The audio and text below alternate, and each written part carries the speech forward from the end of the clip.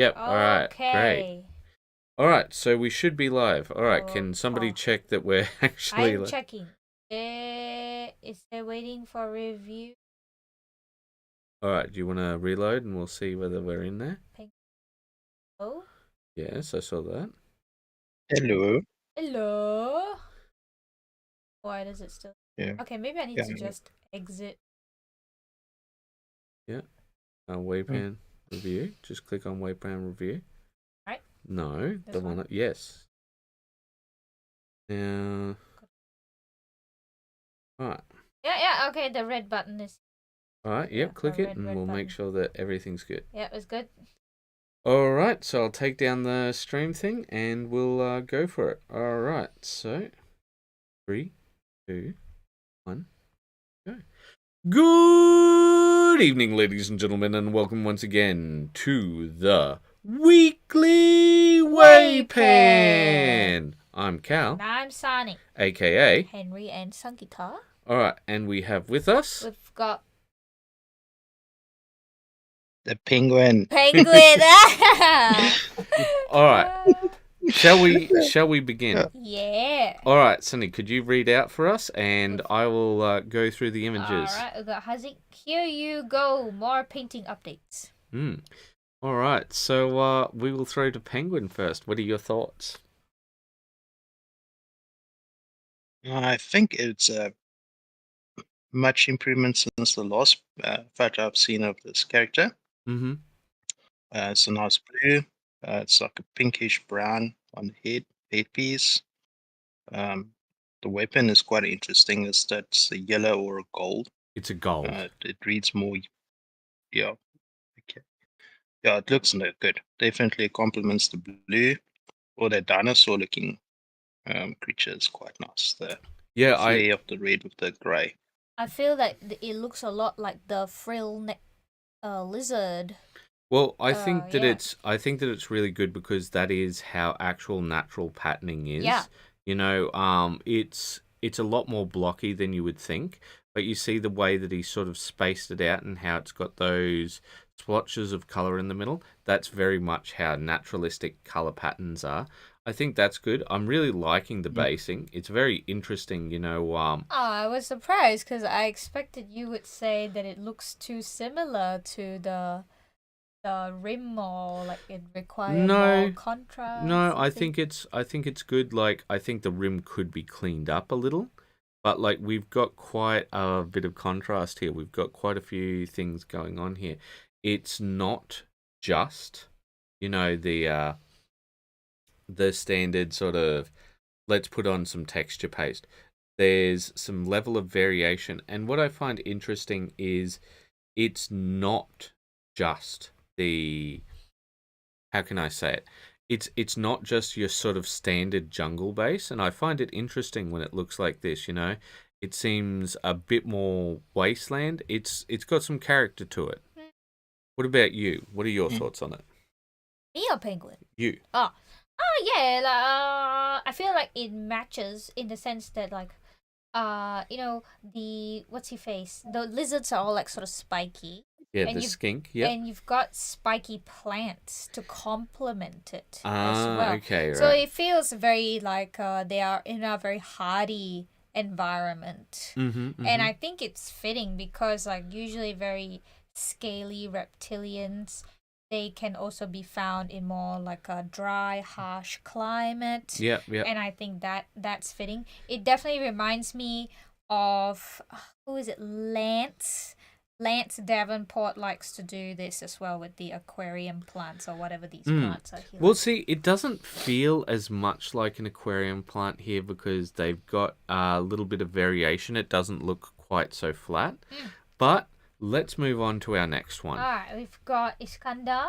Oh, I was really impressed by this one. Oh, yeah. I tried hard to think about color harmony and all that stuff. Have I got it right? I think so. Yeah, well, I just wanted to give a comment on this girl before we move on. It would have been very, very easy to overly sexualize this character, but I feel like that with his color choices and with the way that he's painted it, there's a lot more focus on the movement. There's a lot more focus on the model itself. I mean, sure, the breasts are highlighted, right? But it's not like Yeah, everything pointing towards them. It is quite interesting. I wonder why and how he managed to make it so that you don't focus on titties. Well, I would say because there's a lot of other interesting things to look at. So first off, you've got the gem goggles. You've got The face. the face is quite a focus instead of just like look at all of this skin. And I think also the fact that he chose blue and purple really does help that out. Oh, Penguin, what do you think? I think Scanner is very talented. This is another piece that he has done very well.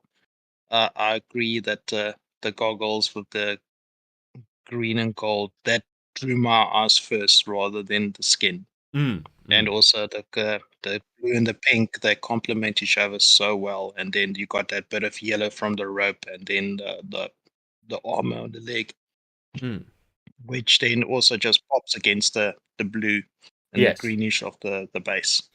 And like someone from the competition scene that told me that faces and bases makes a Make winning model piece. And aces. Yep, Yeah. faces and bases make Yeah. models look aces. That's a very Mhm. old saying. Hey, it's Iskander. He's here. How are you doing, Yeah. Iskander? oh, we're gonna scan that. There's There's an NSFW version of Why am How I is not this surprised? not considered NSFW already. I would say that Yeah. she'd lack this bit of clothing right here. But yeah, no, I think that you did really well in making it not NSW because I feel like if you showed this to somebody at a workplace and you're like, oh, I really like their painting, like nobody would immediately go, oh, it's just a titty model. Like, sure, if they were so inclined and a ridiculous person, perhaps they would. But I think that it's really well done. I love the color harmonies, right? So the way that we have each of the colors bounce off one another, right? So the blues are nicely broken up. The pinks are also nicely broken up with both the bombs and the So Iskander said, "My kids won't see those versions." Yeah, he doesn't want to say that. Fair enough. But yeah, like I think it's a really well done model. I think you did great on the color harmonies. Like also the green on this model, though there's some blue green with the base, the actual only pure green is that of the goggles, so it really draws the eye. It does. So I think that was the thing that was really well done. Let's see, because we're not about all blowing smoke. Where could improvement be found? I guess the only improvement that I could suggest is smoothing things out. So it's a very stylistic model at this point in time. But if you wanted to smooth out the stuff on the legs and the tail, I think that would look really good. But I feel like it's a stylistic choice here. I'm trying to think what else, if anything. Well, this is a bit of a nitpick. Yeah. Don't really have to do it. But maybe because you've got a light source coming underneath the pink cloth, I think there should be some remnant of the light shining through the cloth as well. Oh, just a bit of orange. That's pretty advanced, but yeah, no, I can see how that would work. If you want.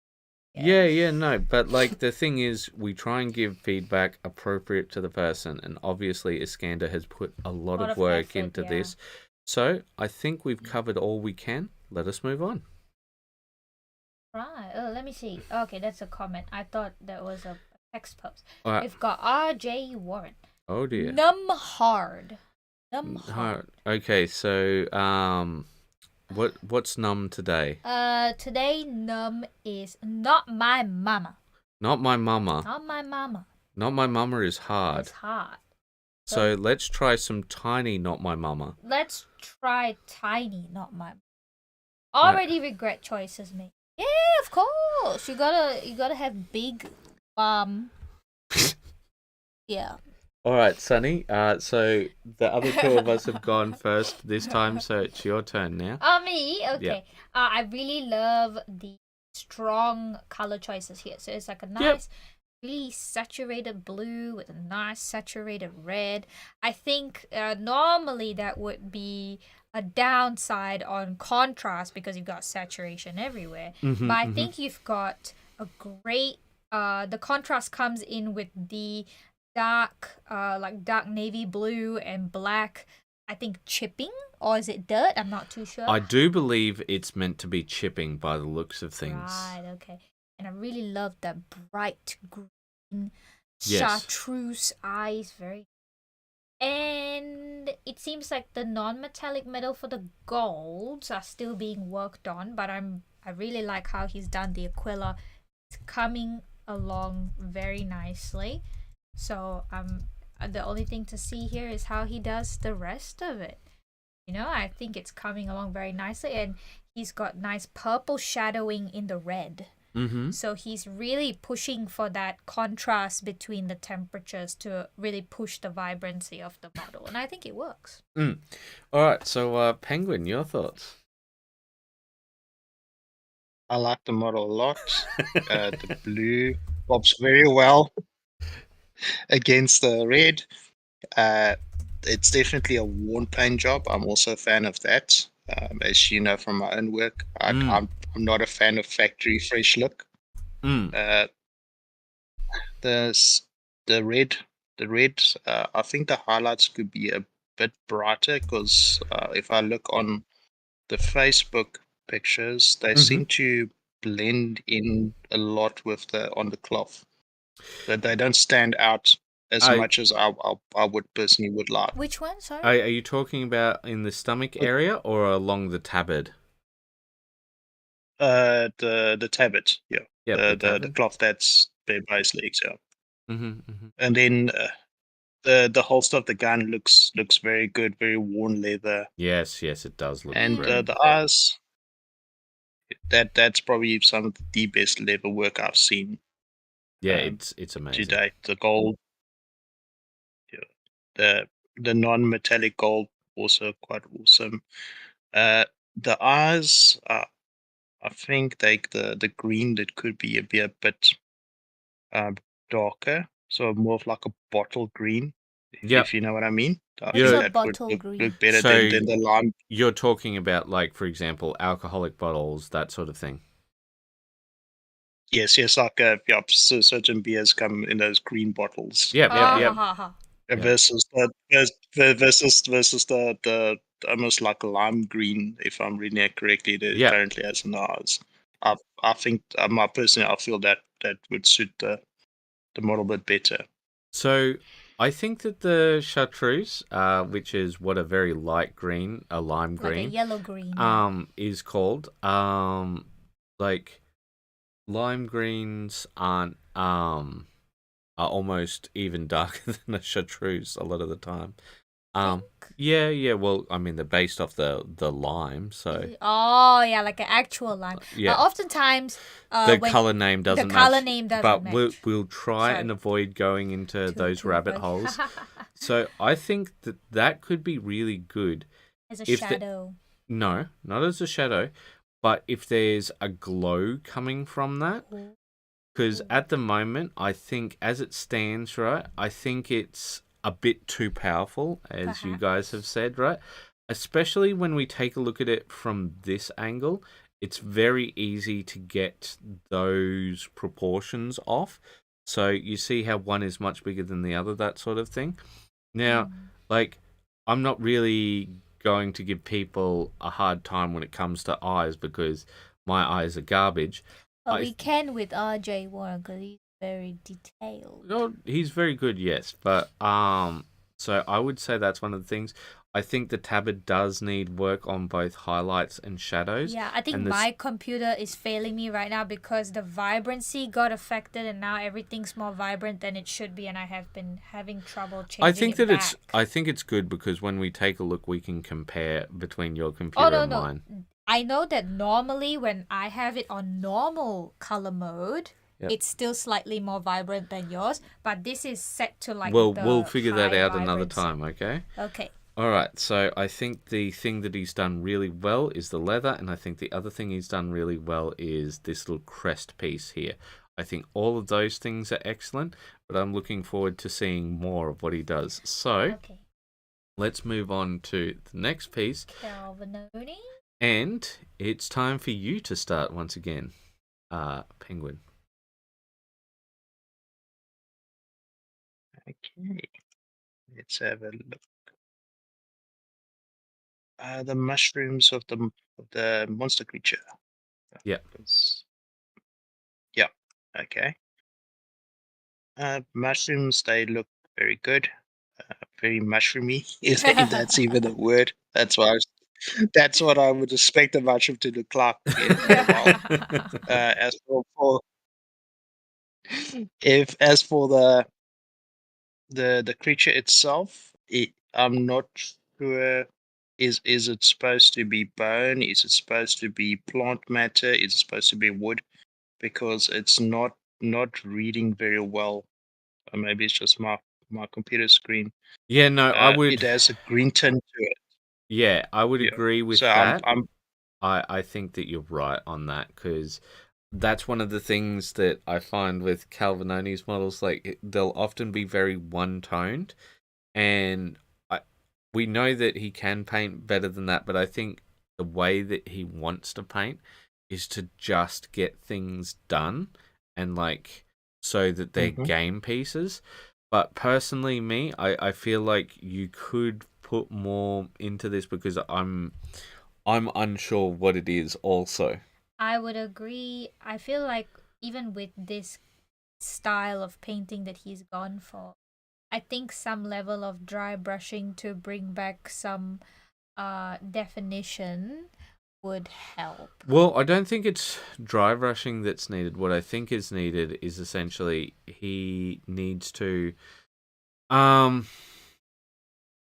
it's very monotone. Yeah. There's Yeah. sorry.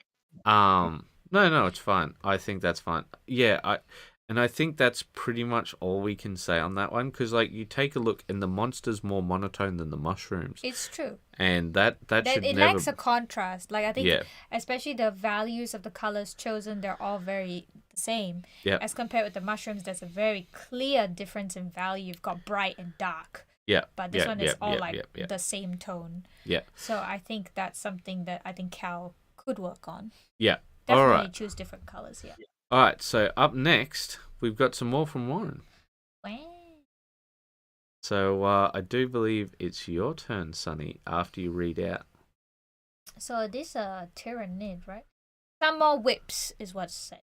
So you've got a Tyrannid here and an Age of Sigma model and more I think is being done on the Space Marine, but I can't really tell what is extra that's been done on that. When it comes to the Tyrannid, I think there's a good level of contrast with that nice bright blue spot. We've got the key tones of the flesh coming through. A nice desaturated green skin versus black carapace. And I think that really pops. I think the next step would be just to highlight the carapace because it is looking like one chunk of black. But as he said, it's a whip, so more to come. I think with the... And I have to really zoom in this Age of Sigma. I really like it because you've got these really nice, beautiful, rich, warm, orangey browns with the nice sort of cool blue-green armor and a nice yellow gold. So it all really fits nicely color harmony-wise and a very lovely amount of contrast as well. I really love what he's done with the wings. Yeah, I agree. That's it for me. Yeah, so sorry, one moment. I think I didn't switch with those ones. Right, so you were looking at this one. Yeah. Sorry, I was on a different thing at that time. Yeah, so I would agree with everything that you said there because I think that it looks absolutely fantastic. But it's ridiculous that is a work in progress, and It's like it looks very complete already. yeah. But I think we'll move on to the next piece because with this one, I feel that this one's much more whippy here. Like I think that I think Penguin hasn't shared his. Oh right, sorry, my bad. Penguin, would you like to share your thoughts on this one? The Tyranid I do like, very much alien inspired if I look at the color scheme. Yeah. The blue and the pink pops quite nicely against the black. What I would personally do, and I don't know, maybe he's going to do this once he moves further along with the model, but I would make the carapace gloss to make it Oh, pop yeah. even a bit more and give it that idea of this is something hard, but Yeah. like a polished bone type material versus the fleshy bits. Now that you So point that out, I know this is probably too late to do this, but I'm thinking effect paint or color shift. No, I Would think be that's good too much. to- All right. Mm. I think Yeah, color shift would be a bit too much. Yeah. yeah. All right. Well, let us move on to our next piece. Our next piece is Larry Has a Flu. Yeah. And he's would you like to read out what he said? My birthday is tomorrow, but folks did it today. So now my burgeoning orc army has their great leader. Well, it's always good to see how people start off, and some people just start off just taking a look at things, and that's okay. Look, everything starts somewhere, and you always have to start at the beginning. So it's good to see. Is there more pictures? No, it's just of the spruce. Oh, okay. Just double checking. All right. So next up, we've got something considerably more completed from Larry Has a Flu. I don't think I've posted this here before. So here's a Titus throwback because I'm having so much fun in Space Marine. I really like what. Yes, we did not buy the game. We are poor and watched it on YouTube. Yeah, they just compiled all the story bits together and they made it into a full 1 hour long video. And I'm like, yes, I watched the. But it's funny looking at this compared to some of his newer works because you can see how flat this looks compared to some of his newer works. Like some of his newer works have a lot more definition to them, you know? So where is it finished? It's finished. This is a throwback. Oh, fair He enough. got excited about Space Marine too. So I just think that the effect that he did with the chainsaw is very nice. I think, you know, everything's very much in its place, but we won't go into too much detail because this one's a throwback one. But yeah, I think it's a very nice piece, but I also think it shows that, you know, you've grown a lot. All right, so next up, oh dear, it's time for Penguin to talk. Penguin, it's Fun Day Sunday. Hashtag Fun Day Sunday. We're celebrating We're celebrating 2,000 subscribers, and of course, 2,000 subscribers. oh yeah, sorry, 20,000. Hey. There's a whole extra digit there. Yeah. And of course, how do we do that? By upsetting everyone. By our apparently controversial opinions that aren't that controversial. Could one of you tell the people on the shorts? For the rest of you, please enjoy our top 5 plus 1 controversial opinions. What did you think of the controversial opinions? I think that the controversial opinions were not that controversial. I agree with most of them. That contrast paints are not for beginners. I've been painting for a while and I tried my hand at contrast paints and I've completely botched the model. And then airbrushing is not the devil, but I feel that you could have elaborated more on how much work it is to take care of airbrush, because I don't think a lot of people are aware how long it takes to clean the airbrush. Cleaning is 90% of the airbrush. But to be fair, I was trying not to scare people away from airbrushes. And I'm not sure if you noticed, but we were really tight in those first 5 minutes. We were super tight. We were going for like sort of the BuzzFeed or the Miss Mojo videos where they Yeah. go like really quick with the points. But I do agree with what you're saying. I think it's mostly a little bit of a trade-off, right? Like Yeah. if you're going with rattle cans, it's expensive over time with airbrush, but it's convenient. But Yeah. with airbrush, it's cheaper over time, but Well, less see- convenient. Well, see, the thing is, I don't actually think that rattle cans are that convenient. Like, how variable is the weather over there, Penguin? The weather swings here from extremely hot to extremely cold. Like Oh, at wow. this Yep. very moment, it's raining, it's cold. So I do have rattle cans that I purchased before I got my airbrush. I can't go out and use them in this weather, Yeah, exactly. and because it's inconvenient. Firstly, and secondly, there's certain limitations of when you can use these rattle cans. They tell you on the tin, if the weather is this, do not use it. Where Yeah. the airbrush, like you said, it is cheaper over the long term, and you have more options when it comes to priming and doing the zenithal. Yep. And something that I like to do is that I would take a white primer, and then I would take a drop or two of my base color and mix it in with the white primer. And then I've already got a primed base coat down in the first go.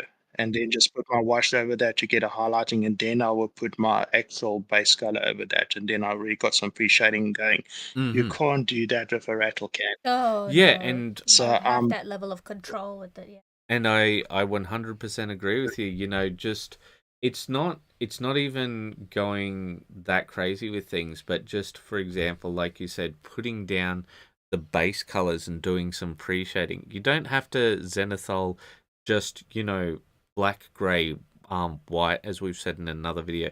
Like usually I will never start with a pure black if I'm going to, paint a model. Like I will paint a model black just to make sure that I've got total coverage. But usually I'll start with a very dark grey and then do, a mid grey and then the white, because like actual black is not that great. But there's no reason you couldn't, for example, go what's all the military greens have terrible names. So like I don't know what's darker than ADF green, but like a dark green, ADF green, and then say an olive green. So like you can just go like a dark green, a mid green, and a light green to start off, for example, with troops. But that's about as much time as we've got for this section, so let's move on to the next. So next up, we've got Cassidy. Thought I'd be able to speed paint 10 Escher in a day. I was wrong. Yeah, thinking that you can speed paint 10 Games Workshop models in a day is often a tragic course. So I think I'm up first this time? Yes. Yeah, okay. So the thing that I look at is it's a bit messy here. So with the yellow up here, you need to reapply that over the breast area so that it doesn't look as grimy. Because even though you can have a grimy look here, it looks off. Like the guns and all of that can still just look steel and all of that, and the blue can just be a blue highlight and so on and so on. But the thing is that when you've got that grimy, it throws everything else off. Like for example, you don't have that level of griminess here, but you do down in this piece of cloth here. So that's the one thing that I would look at changing. But I'll throw to Penguin. What are your thoughts? My first thought when looking at this model said, this person has not showered in months. If I look at this detail now, this is the color of the clothing. But then if from which game is this? Is it Kill It's Team from or Necromunda. Necromunda or something like that? Yeah, so I presume that showering is not a big priority in the Hive world. So if he's going for that look, I think he's got it spot on. But I do agree with you that after doing the white, it has definitely dulled the colors and made it look very smudged and that. And if I zoom in on the photo on Facebook, it also looks like it's got a bit of texture on it. So I'm Yeah, not sure if that was I'm intentional or not. I'd say that it was probably unintentional. Are you talking about on here, on the holder, or on the model itself? On the model itself, so if I I look at the yellow where the clothing is, and Yep. then also on the skin on the stomach area, Yep, I can see seems to that be like a bit of texture. texture. I'd say that Mm. was So unintentional from the white prime here. That's my thought. mm, What about you, Sonny? What are your thoughts on them? I feel the texture's not too bad. Yeah. It still looks fairly smooth. But I do think, aside from it being grimy, I think the skin tone is quite close to the yellow of the outfit. Where the tummy area Oh, is, it yep. does seem to blend in quite a fair bit. So I think he could highlight up with the tummy, just another fair skin tone. That's about it. All right. Thank you very much. And we're moving on. So, next up, I think is it you starting off this time, Sonny, or is it Penguin? Penguin. All right. Would you it's like to read out? Sunny. Okay, thank God Combat Patrol dropped. Have begun expanding my Terran Ultramarines with Cornate elements. Slow project because the core focus is First Company only, relying on Combat Patrol to obtain all the First Company elements which come with it. Libby, Turbinator, Chaplain on bike, and Terminator Squad CNC welcome. So Penguin, what do you think?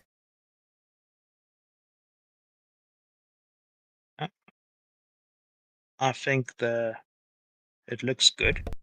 The red, it's a bit saturated. I'm not sure if this is specific to this chapter that it needs to have this type of red. The gold looks very good. Looks still very pristine. Presume this is still a work in progress. But the face, that face is very well done. It's got good definition, nice highlighting. The hair looks good. The cloak looks a bit bland. Can use some highlighting and some wash there just to give it some feel that it's actual fabric that's had some wear and tear on it, and also just to add some interesting detail to it. But I like it. He's done a good job so far. But I said that the face is very good. I think it's probably one of the better faces I've seen Yeah. in a long time. I think it's good. I think Sonny comes next. I do agree with Penguin about the saturation of the red, because it seems that he's going for a Terran Ultramarines with Cornate elements. Yep. So, if he's going for Corn inspired, but they're still good guy, it works. If they're not good guy and he's like trying to show Ultramarines turn Corn, I think it needs to be dulled down a bit, the red.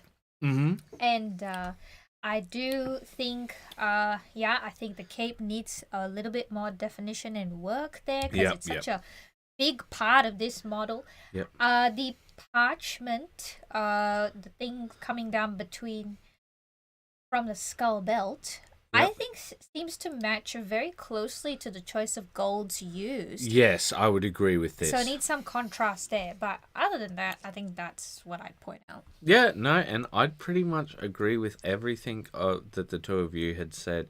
The one thing is, I think that the actual Tyrannid that's down there looks very nice, but being the base guy, I think that you need something around here, some sort of dirt, some sort of texture to sort of integrate it, because as it stands, it feels very sort of out of place. Yeah, out of place. Yeah, incomplete. But yeah, that's that's about it. Well, That's about all I have to say on that one. Yeah, so you were going to say Penguin?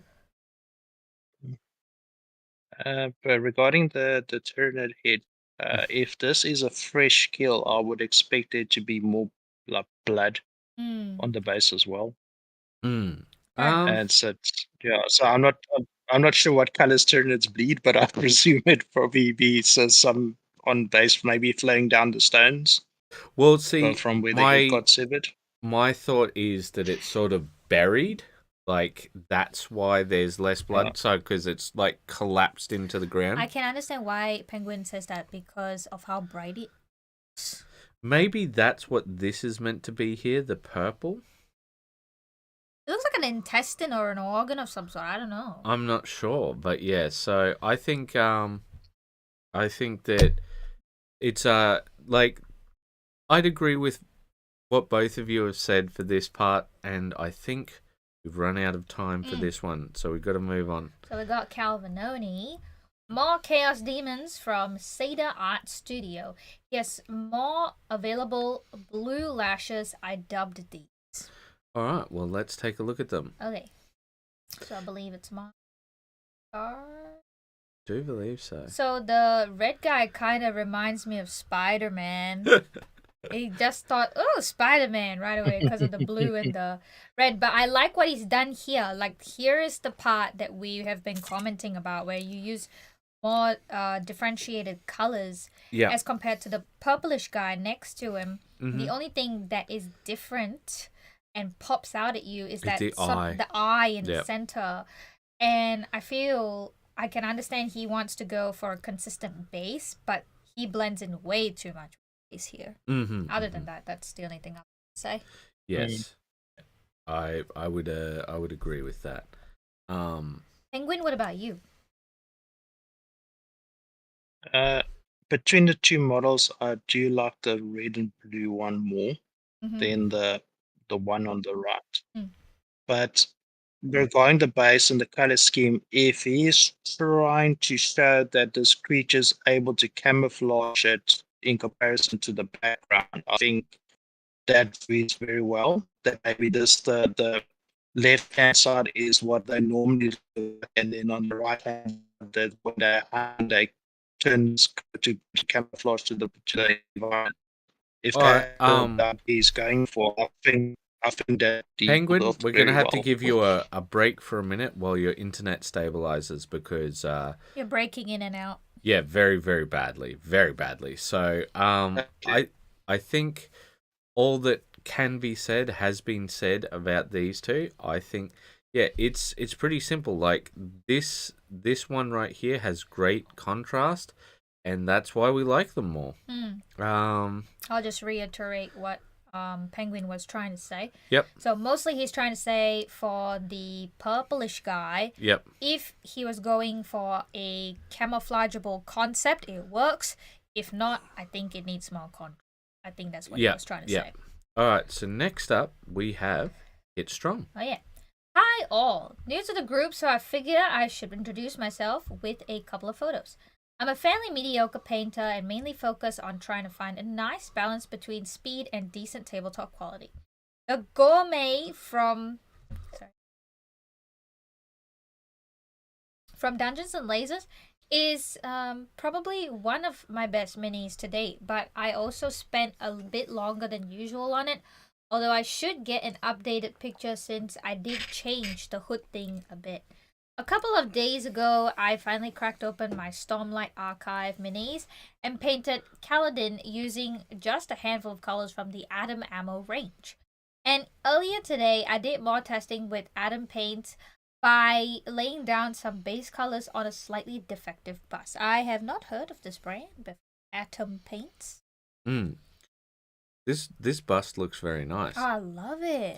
So first off, I'll comment on these ones. So it sounds like what Kit is trying for is tabletop plus. Would you say that's fair? I would say that's what it looks like. So I think one, your skin's great. Take a look at all of this skin. Don't worry yourself too much about all of this because I think the skin's coming great.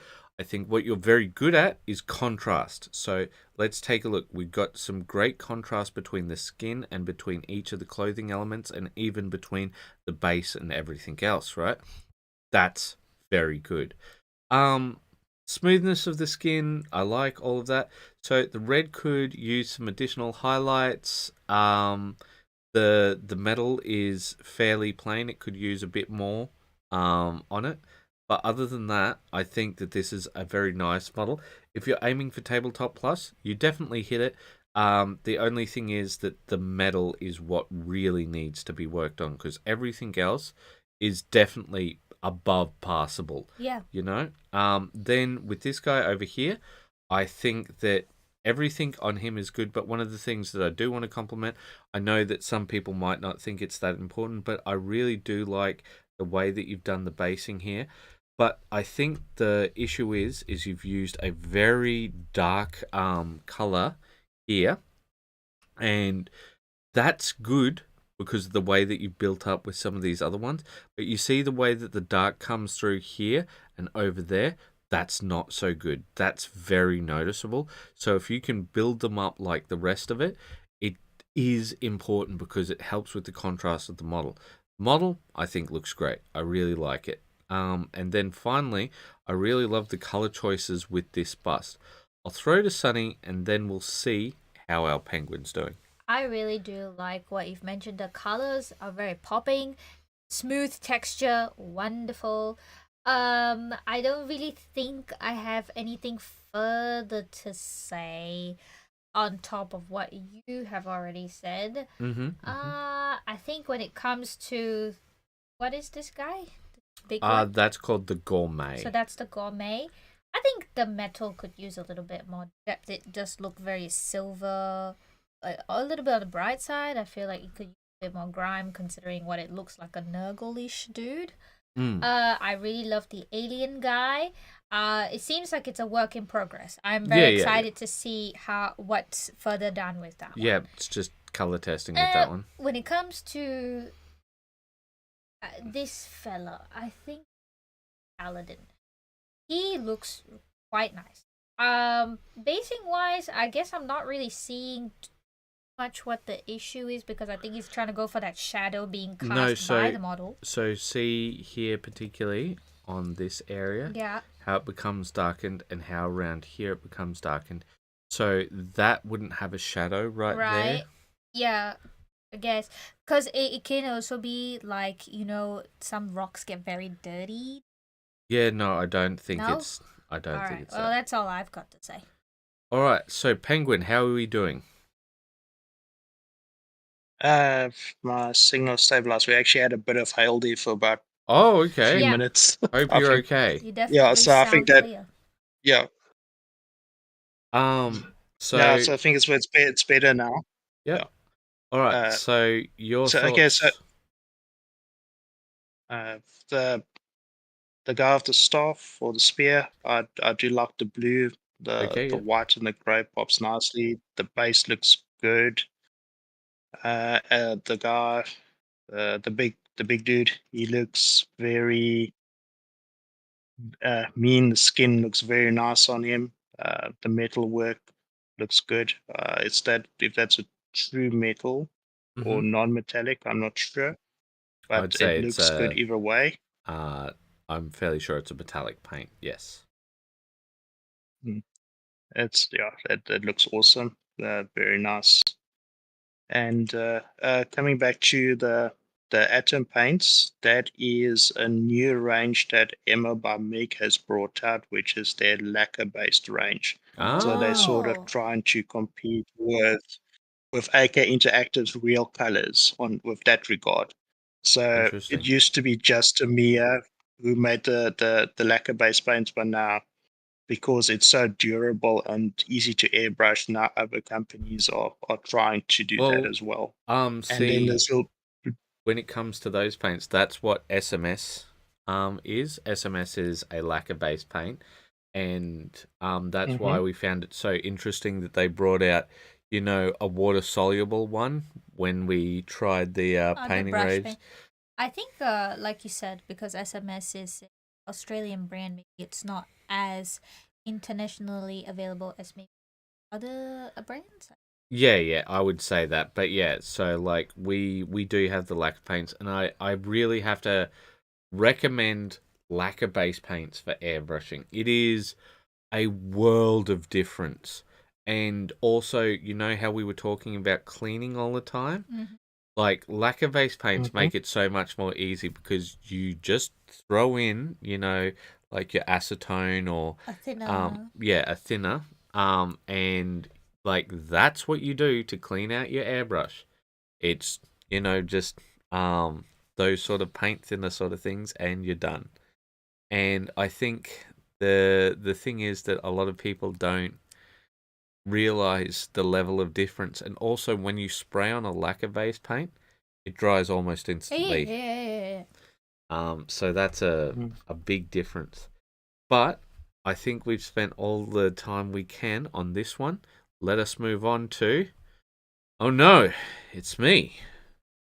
I have to read out. Let's see if I get some fruity dyslexia while reading out. All right. It's Member Monday. Hashtag Member Monday. What makes a digital place? It has no soil, no climate, no terrain. But it does have one thing that other places do: a people. A people is what makes a place. The So, temperament of a uh, digital place. I faded off into my own head.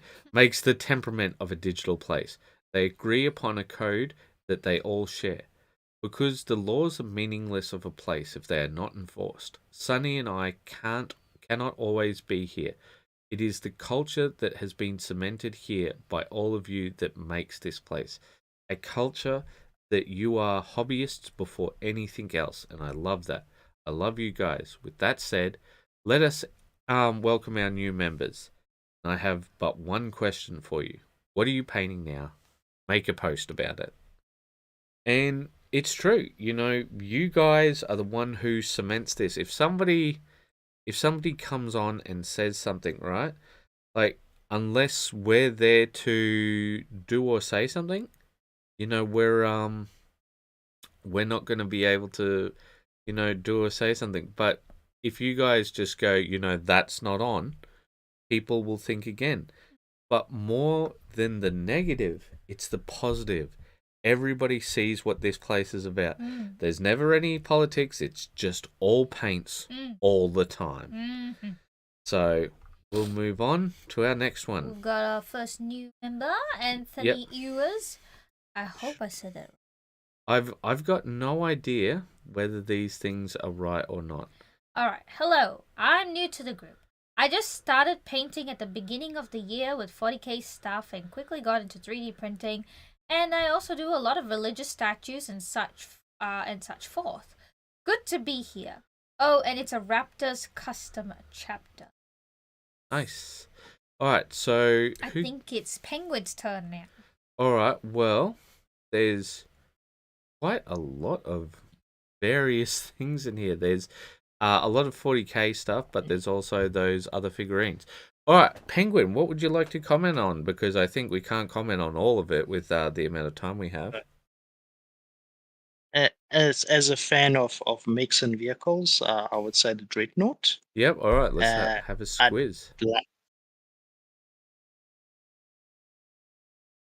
There we go. How did you make The yours? Dreadnought looks awesome.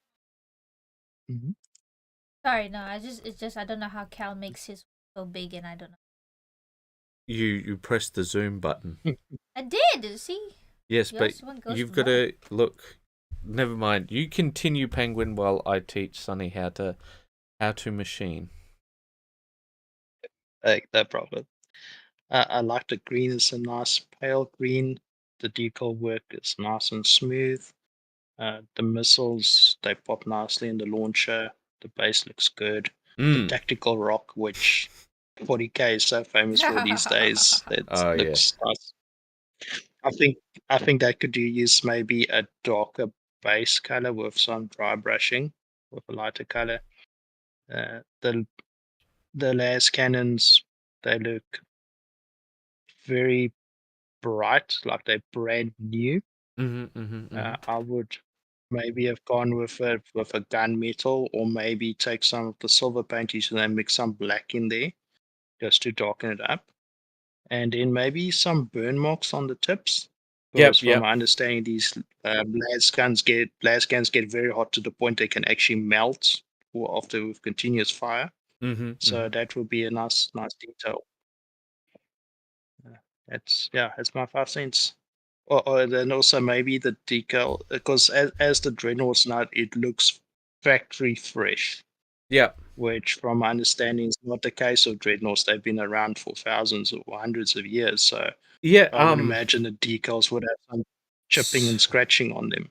So, to be fair, often they're religiously taken care of.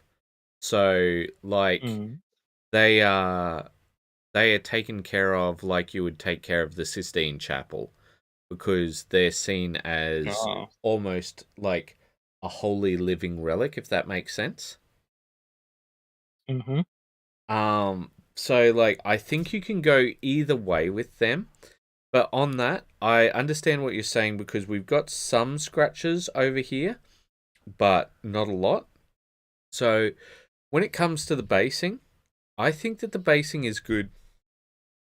And I do actually like the way that he's used natural elements, because this looks like a quite real area, right? Until we get to the rims, where we see more of the stuff come through along there. I think along here it feels very, very natural. It feels like a real place. But I do think that you need to add some other elements, like for example, around the Rumble Roo says that would be a classic hot rod. Yeah, I guess. I guess it could be seen as a classic hot rod. That's one way of looking at it. But see, I think around here, adding some grass elements or something like that, just something else, because we've got essentially you do have your 3 elements here. You've got your ground, you've got your stone, you've got your gravel, right? But I think it just needs a little something more, or even a few more like smaller variation of sized rocks here and there if you want to go for that sort of rocky ground sort of. Well, see, I thought that this was more like a manicured area, like somebody's put gravel down, if you understand what I'm saying. You know, like... I feel like that doesn't make sense with the tactical. Yeah, I understand that, but when it comes to landscaping, you know, people are odd. Well, Penguin wanted to say something. Oh, yeah, sorry. You go. So if the groundworks proceed, I would probably say this is probably a parade area. Then that will also then explain why the guns are polished and they're there for parade. Yeah, that's totally possible. That is totally possible, but we don't know what they're going for just yet. So there is that. But I'm going to move on and we'll take a look at one of their other things, because we can't possibly comment on all of them this time round with the amount of stuff we have going on.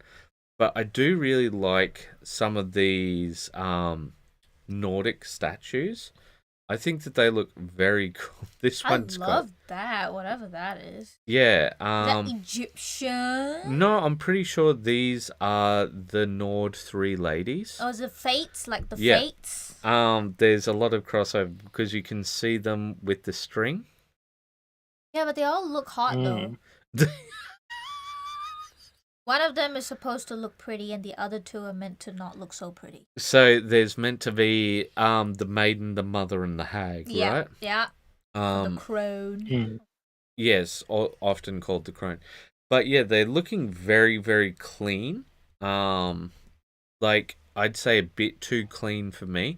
I would very much like them to have, like, there's not a lot of highlighting with them, that sort of thing. Yeah. But they might be in various states of painting. Yeah. So I think that I really like the Dreadnought. It's very, as Penguin said, parade ready.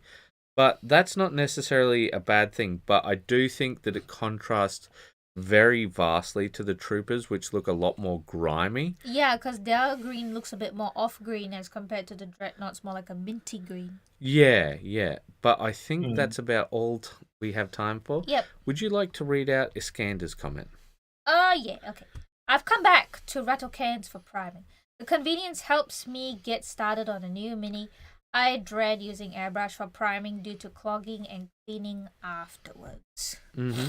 Yeah, fair. Well, Sonny, there's someone who doesn't love us. Again. They're very talented, but they don't love us at all. Well, I guess I will indulge this one time. Okay, all right, fine. Genuine vision. Yeah. Quick and dirty whips on Igor, the servant from the New Shades of Moonreach faction from #Moonstone the game by @GoblinKingGames. Absolute better of a sculpt and a fantastic cast. Loads to do, still highlights and glazing, and a base to go. It's looking good. Yeah, well, I think you are the first person. So do you want to say some things and then we'll move on? Because I think it's very nicely done. But yeah, we'll... Well, what to say? Words, probably. Yeah, it just, I never have anything I can truly say when it comes to Genuine Vision because he's always top notch. I think it's very nice how he's brought up the sort of desaturated tone themes, but still giving a very good amount of contrast. Like everything is very readable. I think the only point of feedback, I think the fire, the candle fire, the yellow glow feels a bit too strong faded. Yeah. I was gonna say that, and I think that's pretty much all we can say because this is a whip, and we will move on to Kit Strong. Today I'm trying my hand at the 3-color challenge. Yeah. Using the Atom Big Child Creative Smart Paint set. I usually do a bit of color mixing, but I have minimal experience mixing from just 3 primaries. It's usually more along the lines of adding in a bit of yellow to brighten up an orange. The blue in the set is phthalo blue green shade. Yes. Which, of course, makes mixing purple a bit challenging. Yeah, purple always is the challenge, isn't it? I think, just regular old phthalo blue without the green shade. But this wouldn't normally be a problem since the set includes a fantastic purple and magenta, but I was trying my best to play by the rules, fair enough. And the set only includes 1 skin tone, so I opted to add burnt umber as my alternatives, speaking of skin tones. Of the set, I think the basic skin is by far the worst color of the set. I have a lot of trouble getting it to lay down smooth. The mini is from Blacklist Games Fantasy Series 1. Pretty sure I started the Design vs. Law Blood Angels video right as I started to apply color, so by that measure I'm sitting at 45 minutes.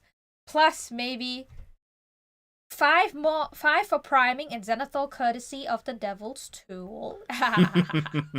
He's no showpiece, but I would happily throw it on a table for a game of D&D or League of Dungeoneers. League of Dungeoneers, I don't know that one. There are so many new things I'm hearing today. Yep, so that's that one finished? That's it, that's yeah. So who's first this time? Now it's your turn. Oh, it's my turn? Yeah. Well, first off, I want to say, massive props for trying that, trying the 3-color challenge.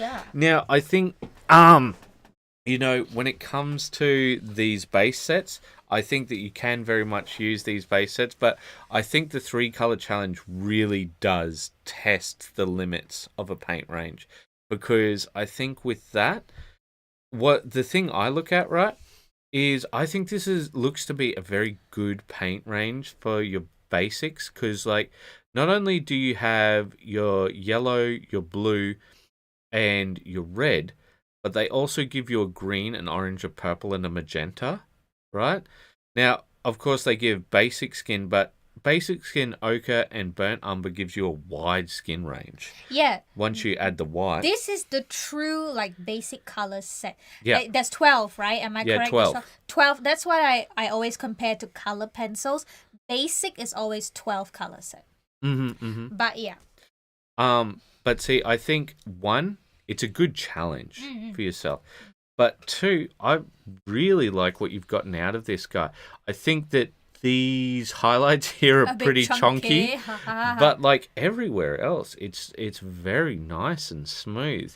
I can see what he means about having some challenges with the face, but I'm not sure. But I think this guy is meant to have a very, very prominent mustache because you see around I see there. that sort of frowning happening there. Yeah, I'll zoom in a bit and see. Can we? Here we go.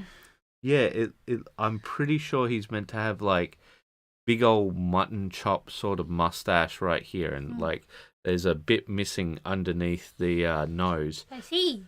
But like I think like that's not just blue, right? Yeah, When it's we like a little bit of a cyany blue. Right? Yeah. So I think it looks really nice. I think everything that he's done with it is absolutely fantastic. I'm very impressed by what he's done here. I think he's done very well with this little challenge. What about you, Sunny? What are your thoughts? Penguin has to go. Oh, Penguin has to. Well, Penguin has to go first, so I will mute myself because I talk too much. I do like the blue. The brown contrasts quite nicely with the blue of the clothes. Looking at what he is wearing in combination with the mustache, I probably think he's Cossack inspired, because they tend to have these long riding boots with the man, it's a specific name for it, but the fabric belt that they would wear around them, along the waist, and with in combination with the mustache. But I do agree with him when it comes to the skin tone. The skin tone that's provided, it looks better suited for painting desert than probably actual skin. But I think if you mix in a bit of pink to that, it could look quite nice. And he's doing a good job overall. I don't know what his level of experience is, but if he is a beginner, uh, he's doing a lot better job than what I did. I specifically dislike painting figures. Hence, I always said, like, I will paint all the tanks in the world, but I dislike painting infantry for this specific reason. But he's doing a good job. I do like it. Yeah, well, I think judging by some of the ways that he's chosen to paint, I don't think he is a beginner, because if you see that streak right there, the way he's done that sort of lightning bolt almost, like I think that's too much of a deliberate choice to be a beginner. But we'll throw to Sunny and then we'll move on. I think great color choice of contrast, like the blue's really popping. And he's got nice sort of desaturated purple brown going for the cloak and everything. It really has that warlock vibe. So I think color choice wise, he is doing very well. I am now quite excited to you try this. I would like intrigued. We did enjoy doing the 3-color challenge. We did not enjoy the result as much, but some of them at least, not all. No, I mean for the video. Oh, but we enjoyed doing. Oh, there's a part 2 to it. There's a part 2. All right. Wow, look at this green. I know, right? Wow, I love this green. Well, I think it's Sunny's turn to go first after she reads out. So, 3-color challenge part 2 with no purples to worry about. The mixing was much easier this time around.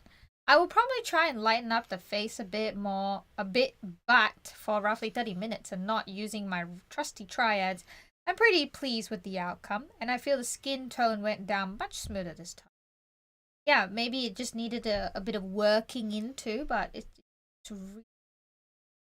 Let me see if I can get a close. Yeah, I would say the skin is looking a lot smoother. He's managed to get a bit more blush in her face, I think. in the central parts, but that green is really grabbing all my attention. And I like the choice of the bluish gray for the fur and the nice red browns. Great color contrast. Definitely understands color theory. Well, I think you're up next, Penguin.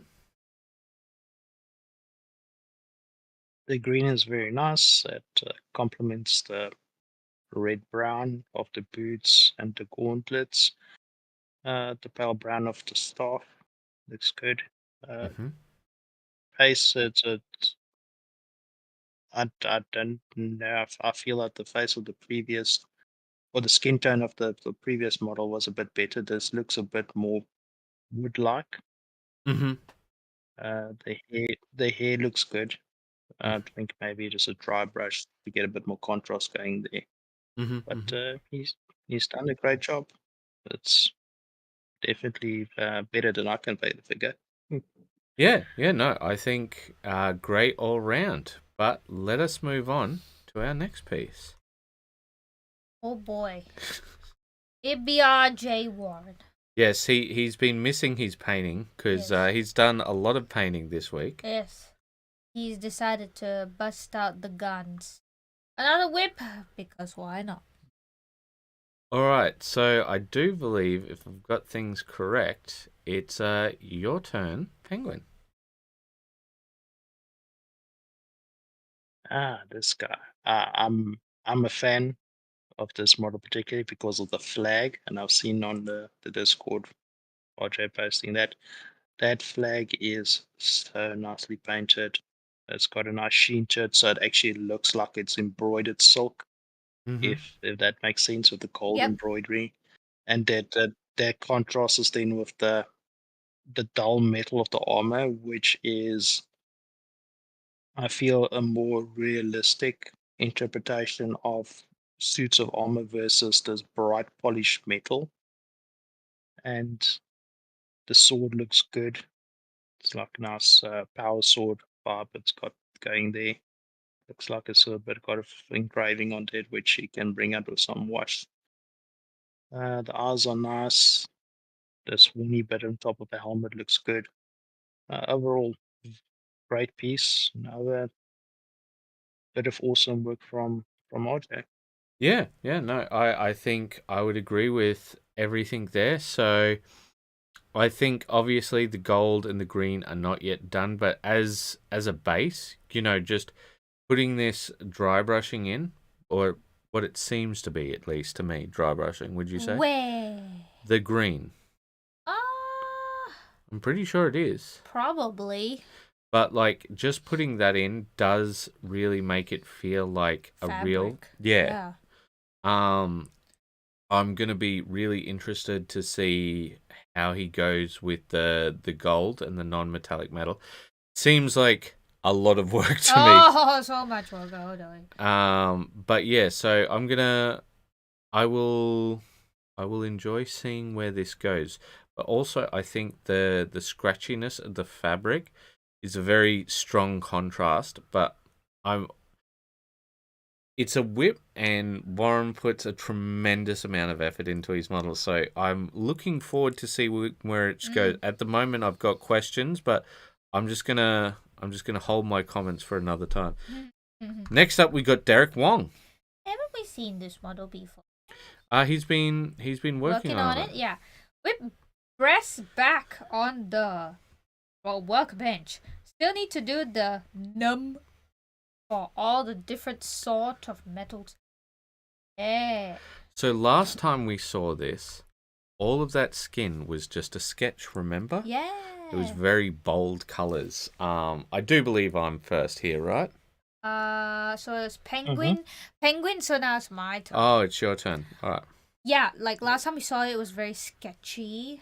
Yeah, he put in his sketch highlights. I really love how he looks so like orange tan, like a movie character, the way that he's painted him. But yeah, I can see what the sketching of the metallics is still coming through. Yep. I really don't have much to say. It's more like I want to see where this progresses. Yeah, so what I have to say is what a level of difference, seeing where those sketches were and where things are now. Yeah. Like that highlighting is so much more intense than where it was before, isn't it? Yeah. And I think it looks absolutely I fantastic. think my only thing that it's not a critique, but I just absolutely love the choice of the wood plinth that he's for this. Mm-hmm. It just it's like it's almost like an extension of the model. Oh, The way that the color fits with the model, the size, it doesn't feel like a plinth. It feels like it's part of the model. It just complements it so well. well, there you go. All right, so Penguin, do you have anything to add to Sunny's extensive feedback? I agree with Sunny. The skin looks good, and this is the thing you can do with a bust that you can't do with a normal figure is that you can have that gradient of in the recesses where the muscles are. You can have a bit darker, then you Yeah. can have a bit lighter towards the top where the sun shines. Mm-hmm, mm-hmm. And this looks like someone who works out in the field, who's a Yes. smith or a farmer or a laborer. Mm. He's got that vibe going, and I think the choice of the wooden plinth complements the skin, but then also said this is a man of the land. He Yeah. Yeah, works yeah. out. He's Yep. not yeah. And He's not someone who sits indoors. yeah, and he's not somebody who works out at a gym. He's not Mm. he's gained all of his muscles through honest means, shall we He's a say. real man. Uh Mhm. let us move on to our next piece. Yes. Our next We've piece got is Eugene. that's this is another new person, Yes. isn't it? In response to Facebook group WAYPN post. Oh yes, that's me saying, you got to make a Oh, post. so that's your post. Okay. At the moment, painting those. Looking for a look I like for the shield. All right, so who's Oh, up? it's your turn now. Oh, it's my turn? All right, fair enough. So I really actually kind of like this. This sort of battered brass is what I would call it. I think it looks quite nice the way that it goes from brass to steel rather than that sort of shining up look, if you follow. And Oh. I think that all of the rest of the skeletal stuff looks quite good. So we see right here the damage around the armor shoes. and Yeah. that sort of thing, and like how it's sort of all built up, all the scratches around here, all of that sort of thing. It feels very fitting, and I think what I really like is the contrast of kind between the metals, between the actual skeleton and the cloak. I do feel as if like he's let down a little bit by the model itself though, because Games Workshop has a certain stylistic choice when it comes to the way that they do sort of tattered clothing, and I don't think that it suits the way that he's doing the rest of the clothing, if you follow what I'm saying. Sorry, the rest of the model. So all of the rest of the model looks quite realistic in a way, right? So battered But the metal. cloth feels cartoonish by the sculpt. Yes. So like Fair I feel enough. like that he's either got to put a lot of work into this to get it to look Yeah, similar to that, I see what you're saying. or yeah, something like that. I would have highlighted the sword a bit more. Excander says, yeah, definitely. I don't think that he didn't say. Okay, he didn't say whether these are finished or not. I do believe these are still whips because they don't have bases. But yeah, no. Also, I don't think the bold highlighting like along here works as well with some of the other realistic tones. Yeah. Well, Penguin, what do you think? The shield I do like. The bronze work looks very good. Maybe a bit of dry brushing just to bring out some of that detail. But when it comes to the arm and the helmet. I feel for an undead character, that armor is too pristine. I would think it'd be a bit more grimy and maybe some rust spots on it. Because obviously this is a soldier who died with this armor on, has been reanimated, and he might have been lying in the field for 5 years, a couple of months, or maybe even a year. So I feel that a bit of griminess on the armor and maybe some rust spots would just add to the undead look that he's going for. And Mhm. also the sword is also be a bit of rust. Mhm. Maybe it's like a stylistic choice, but maybe to make some chips in the blade with a hobby tool, just to Okay. add to that effect of decay and lack of care. Mhm. Right. That's my 5 cents. But also, yeah, like Sunny said, the clothing, the yellow, that does look very cartoonish. Like it's Yeah, and and I'm not going to completely disagree, but like I think that when it comes to that, I think it's far more the sculpt than it is the artist, because I take a look at it and you see how the rest of it can be worked quite well.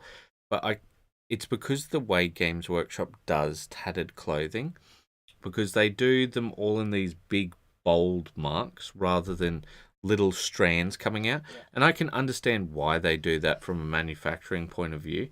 But I'll throw to Sunny and then we'll finish up Yeah, and I we'll move on think to the next. I do think like the tattered cloth, the way something is sculpted and looks will also determine how an artist naturally approaches their technique. Exactly. And it makes it harder for them to sort of switch the brain to go, yeah, I need to do realistic, but how? Yes, You yes. know, and then you'll just go for it, and it just ends up looking the way that it does because Yep. you're just going with how else are you meant to do it.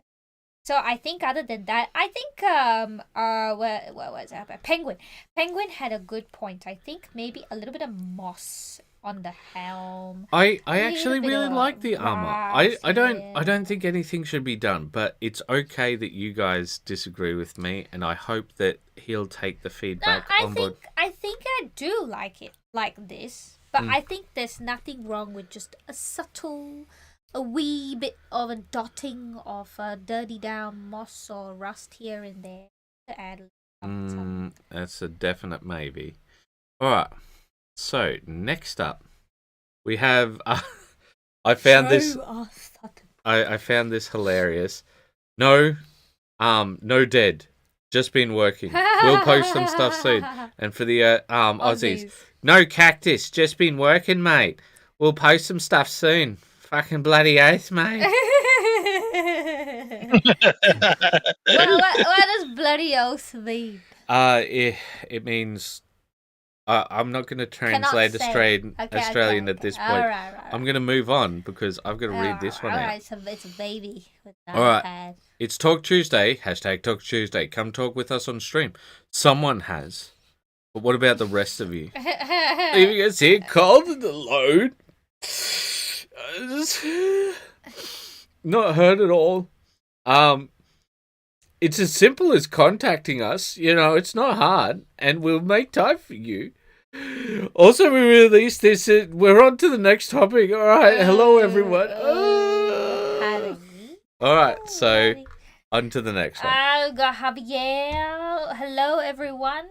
Wanted to post my Slaves to Darkness brightness. Thank you for using the full word and not the abbreviation.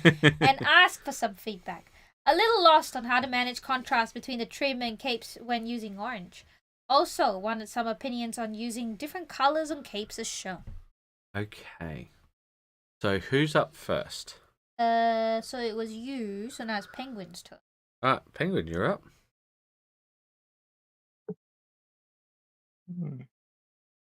The off-white or bone color for the armor, that's an interesting choice. Mm-hmm. Not normally a color you would associate with chaos, but the the red looks very good. It's like a, I'm not sure if that is actually like a proper red or maybe just a very dark orange, but I do like it. It contrasts well. Mm-hmm. Uh, the horse, shall I say, I'm not sure if he's still going to work on it, but the black, if that's the black primer, it looks good as it is. Maybe just a bit um, highlighting, maybe a dry brush to make the hairs of the mane pop a bit more. Mm-hmm. And then as for the infantry, they look pretty good. I think just maybe a watch to bring out some details and then the blocking and some of the skulls and that, and they're good for the board. All right. Well, Very nice. Sunny, how about you give your thoughts? I think same as Penguin in the sense that this color scheme doesn't really fit chaos theme. Doesn't feel very chaos. But I think as a color scheme, it's very complementary. You've got a good mixture between the warm tones and the tones. They all work together well, but I don't think it's fitting for a chaos army. I think technique wise, everything is very spot on. It's hard to say anything about it. I think it could use a little bit more highlighting and depth on the creams. I think overall, it could use quite a bit more highlighting and depth. Yeah, depth. But I'll go into it. So the first thing to take a look at is that this is a warm white because it's a cream rather than, a cold white like a grey white. I think that it's looking good. When I take a look at it and I take a look at the way that they've stylistically sculpted the armor, I think very much so that it would like some chipping or something like that. Because we take a look, we got these little scratches, that sort of thing. And it very much looks painted more than it looks bone. Now, if you're trying for bone armor, I think that you're going to need a lot more naturalistic shading. Stippling techniques. Perhaps, but Yeah. the thing is, you're going to want a lot more brown in it. If this is meant to be bone, if it's meant to be a painted metal, I think you got it spot on. Yeah, right. Agreed. I think some chipping would do it well. I think the grey, the bluish grey, goes really, really well against the white. I like the browns because they're such a contrast. I like this red cape here, but I think that you should try and use that a bit more sparingly. I like the way that you've got this here, and this is what I mean about a bit more sparingly. So I think you could use more grey tones or more cold tones when it comes to the shoulder pads, that sort of thing. I shouldn't say the shoulder pads. I should say the cloaks on the shoulder pads. Because what we see here is if we take a look around, right, all of them have some sort of bit of leather on the cloaks. Now, if you take a look at this guy over here, I think this guy is perfect when it comes to the leather. I think over here, too bright, too saturated. But over here, this guy, the guy who's slightly out of focus, I think he's perfect. The oranges take too much focus away. I think this more red sort of color does really well. But I don't think that red would do as well with the oranges there. I think more naturalistic colors would do really well with this color scheme because it feels like a very naturalistic color scheme. I think when it comes to the horse and such... Iskander says, what would be a good color for the base? A good color for the base? Well, what would be really good contrast this base is those sort of black style rocks. So like lava? No, not like lava. I'm trying to remember the name of it. What is obsidian? I'm not sure that he's doing it anymore, but is it Zorpa? Zorpa. I'll go from here. Zorb. Zorb, yeah. Basing. Yeah, so I'm just gonna spend Geek Gaming Scenic. Yes, that's the basing materials. I don't know if these guys are still operating. So I've got no idea one way or the other. Okay, sure. Here. Okay. So apparently we have to pick United Kingdom. Great. Anyway. Like here. Oh, For that example, one. the Tomb World, right? But I'll just see something, thank you very much, website. But something like that. I'll just do the flip because okay, that's not the flip I wanted. I want flip this page. Alright. So this is the kind of basing I'm talking about. But when we you are a frustrating extension. But basing like this would also work. You know, a very dark grey. Light basing like this, I don't think would work as well. Technically, the sort of greenish, bright greenish sort of ones would work. But I think black is where you want to go. That sort of I think it'll be very stark and Yeah, high contrast, but it yeah. also fits the theme of these guys. Yes, I agree. So I'm gonna go back. It's like volcanic soil. Yeah, volcanic soil. Yes. Oh, volcanic soil, right. That makes sense. Rumble Roog Comics suggests grey or white. I don't think white is a good choice because Of the cream. it wouldn't contrast strongly enough. Yeah, fair enough. But I think we've spent enough time on this one, and we shall move on to the next. Valerie. And where are we? Who's coming next? So, wait, did you speak first? I cannot remember. Was it me? It was me, so Oh, it so should be it's Sunny. Yeah, me now. Sunny now. Painted the hilt black with Yes. some grey highlights. Someone mentioned adding grey to the Aquila. It already had some, but I used a weathering pencil to add a touch of a lighter shade to smaller spots of it and make the grey a little more pronounced. I'm afraid of doing too much and making it look just grey. Also, basically, this is about all I can think to do until I can get some custom decals made. So I popped him off the base so I could start the basing process. Need to see if I have small enough rocks to serve as a bit of scattered gravel at an appropriate scale.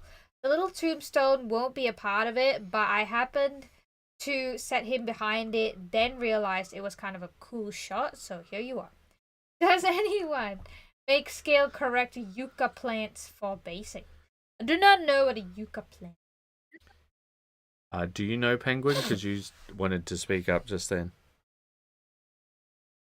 No, I don't. I have no idea what a yucca plant is. All right. Well, I'll look that up while Sunny comments on the Duda guy. So he looks really good, right? But the thing is, one picture shows him to have a more warm red, and the other pictures are more cool red.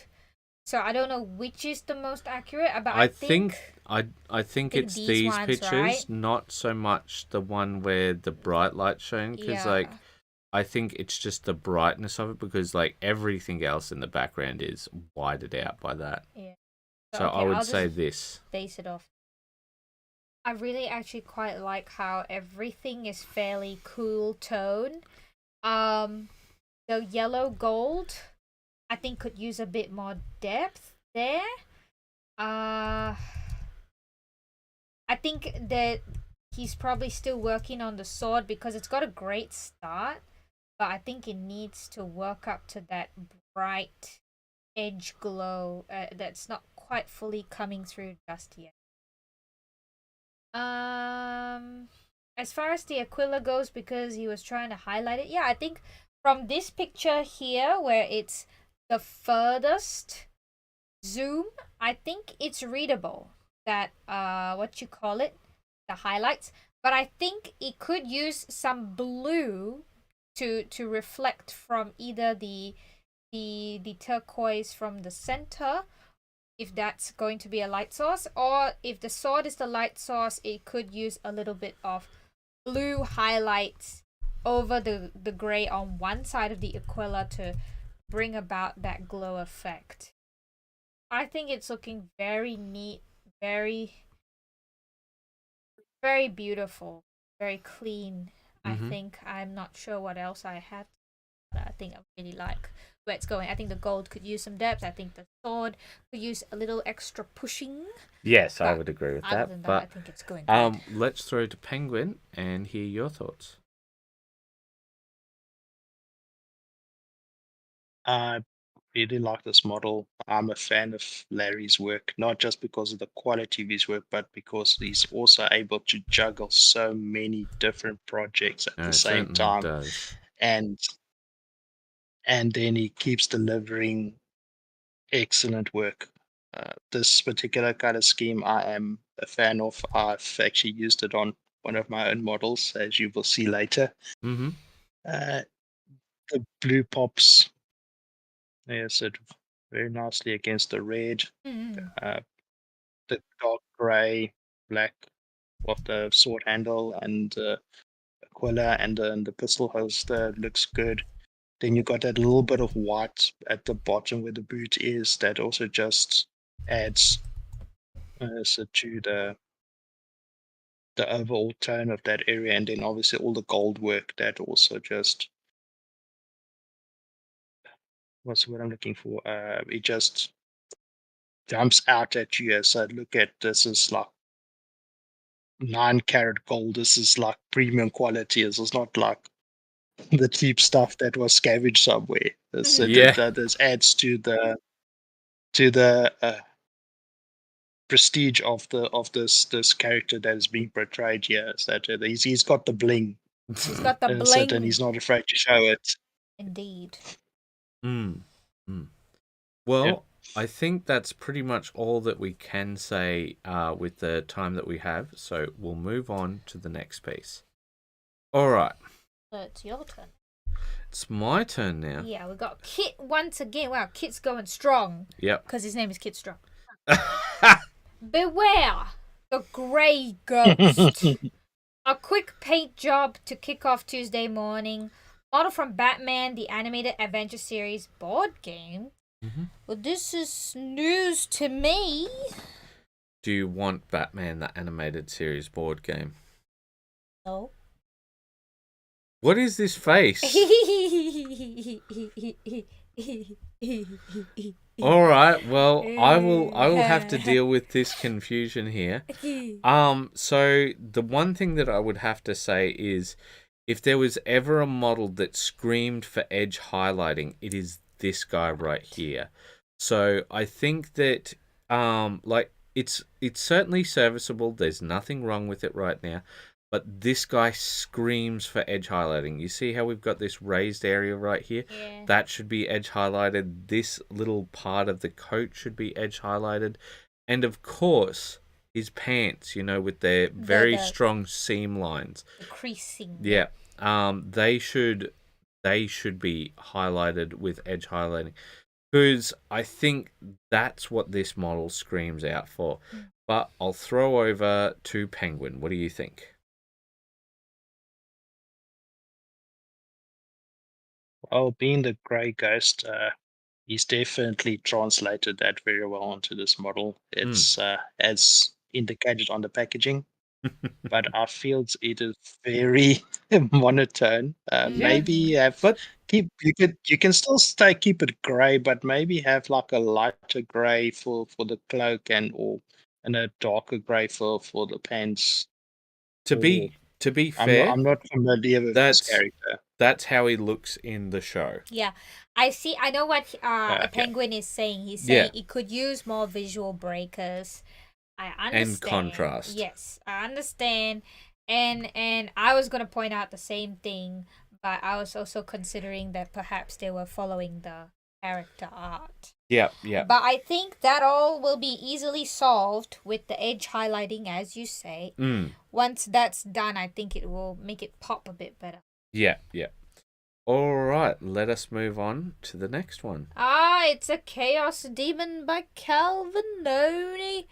And it's your turn now, Penguin. Was okay. Wait, did he already speak? No. I just went. No. No, wasn't I the first one to Did speak. you comment on this Yeah, one first? I started Okay. with the Grey Ghost. Yeah, so then it's Penguin's turn now. Okay. Okay. Another monster-looking chaos demon.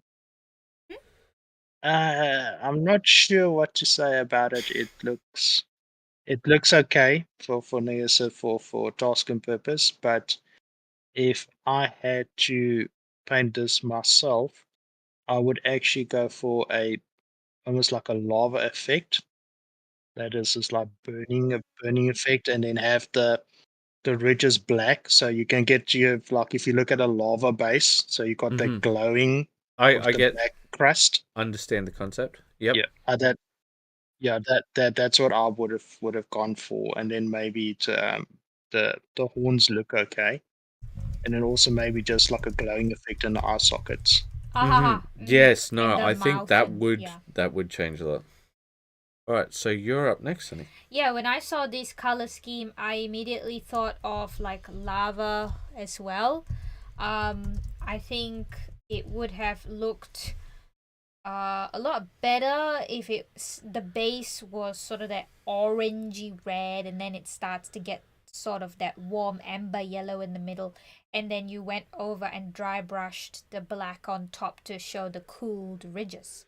I think that like basically what he has done here, but with more variation in the reds. But I think at this point, just adding some glow at the mouth, the nose, and the eyes will really help it have more something to focus on.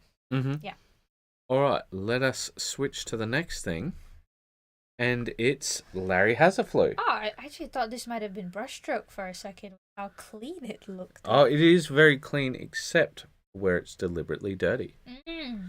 But I'm going to apparently I did not click this one. I clicked everything else, but apparently I did not click this one. So give me a moment for this to load.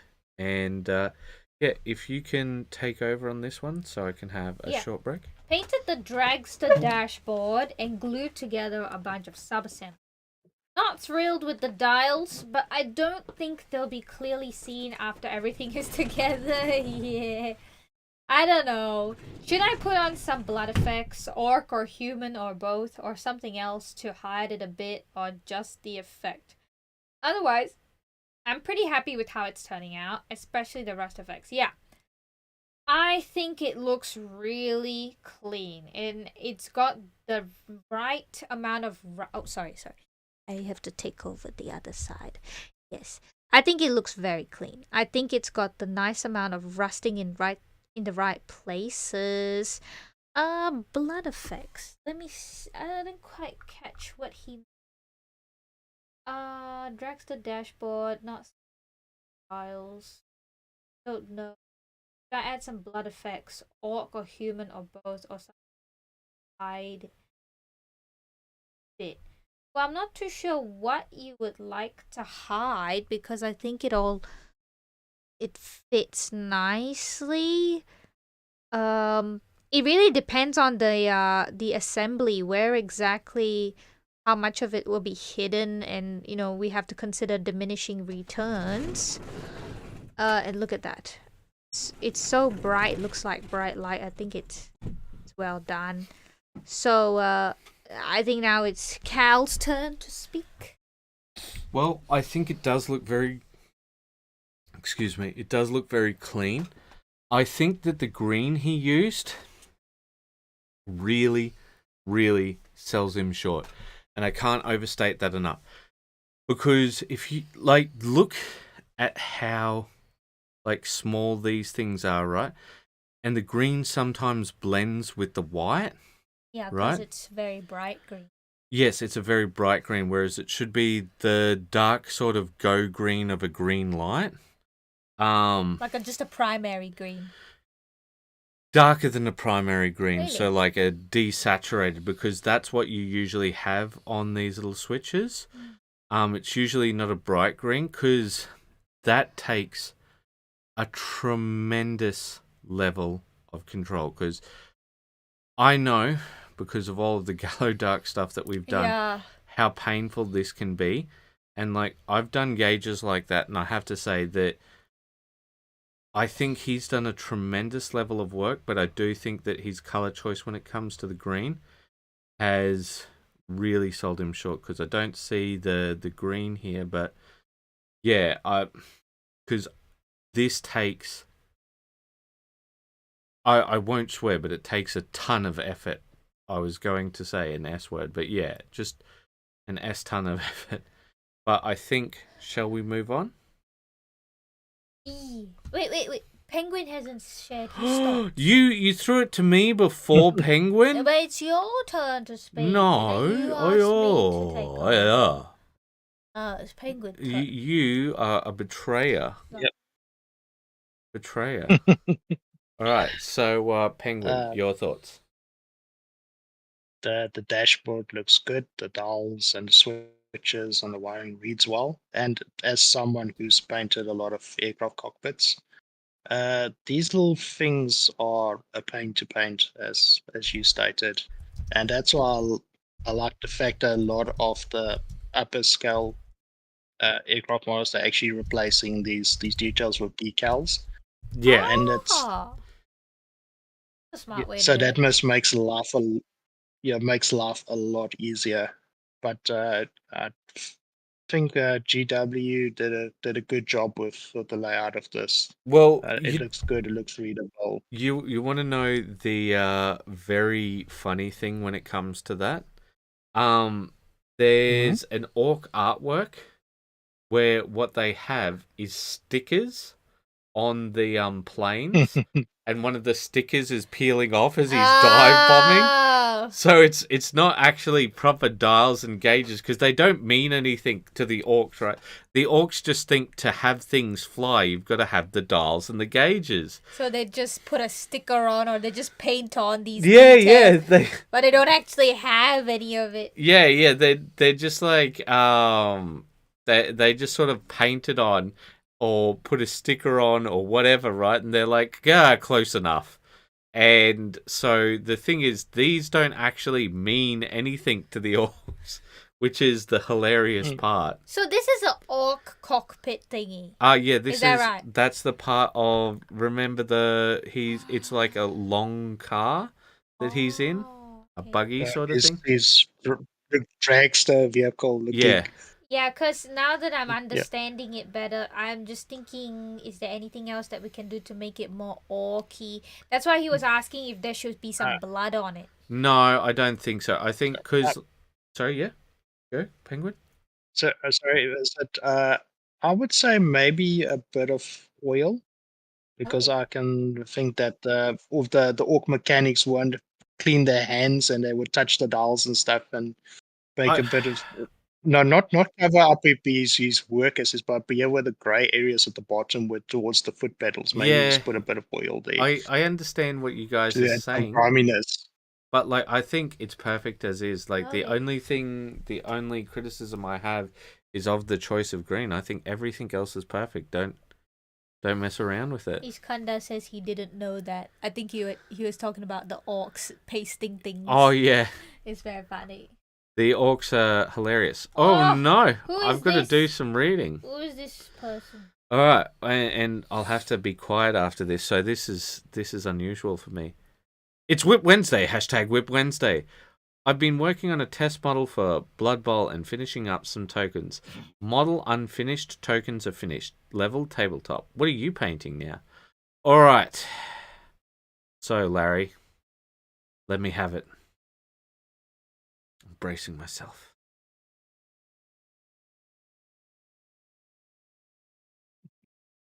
Larry, complete silence. Okay.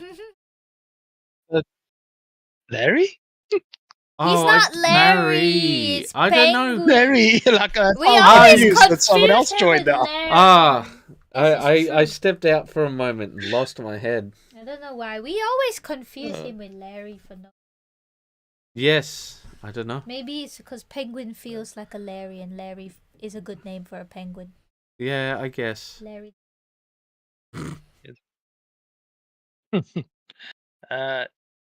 Yeah, I like your color scheme that you went for. Thank The you very much, purple sir. and the yellow. The ball looks very good, nice smooth leather texture going there. Mm-hmm. Face looks very nice. Oh, the faces Yeah, are obviously it's just a unpainted. work in progress. Yeah, so the face Yeah, I and mean, the head. but I mean the base coat, the color for your base coat that you used is good. That's and yeah, the stitching on the football, nice. The green, a nice bit of glow. Did you use a gloss paint for the gemstones, or was that For just a the normal green? gemstones, I used the GW gemstone paint. The Warpstone Glow. No, I think Your glow. So okay, it's not Warpstone Glowing. It is like Wayfinder something or other, It's but a technical paint. it's now out of print. The green one. I think you can still get the blue and red ones. Essentially, it's the same sort of consistency as Blood for the Blood God. And you put a so it silver does have a bit of a base. gloss medium to it. Yeah, and you put it over a sort of steel like you would down here. So that would be what it looks like underneath. And then so you sort of see some of that metallic sheen through it. Kanda say, ooh, Yeah, I and like then the num on the token. Yeah, it's actually true metallic metal. Sure. That was what I was about to ask you. So these tokens that you have, was that non-metallic or true metallic? Because that looks that very realistic. If I had to look at this from distance, I would actually think that's like a proper brass coin. Mm. Well, it is true So metallic. you did a great job. Well done, Cal. They Clap, clap, clap, clap, clap, clap, clap, clap, clap, Well, clap. it is only tabletop, so don't clap too much. Well, All right, you've Sonny, been working too hard on it. Sonny, you have to make commentary and not move on to the next one. Oh, really? Yes, because I'm not allowed to make commentary on my own stuff. You know my commentary. Yeah, but they don't know. They don't know your commentary. For 10 days. They need to know like how light you are on me. Oh.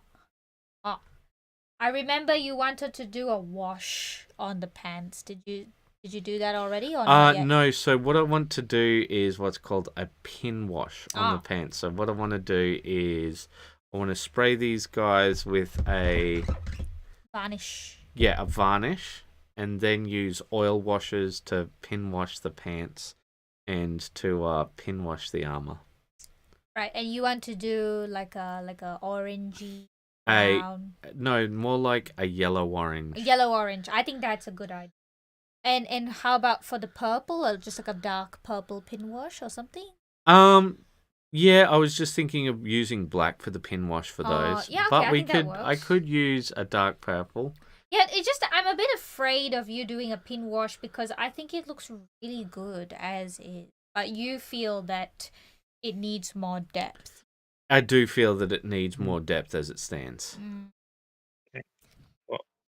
Well, while we're on the subject of washes, and this is something that I personally struggle with, is that when do you use an acrylic wash? So something like the Army Painter's wash or GW's wash, and when do you use an oil wash?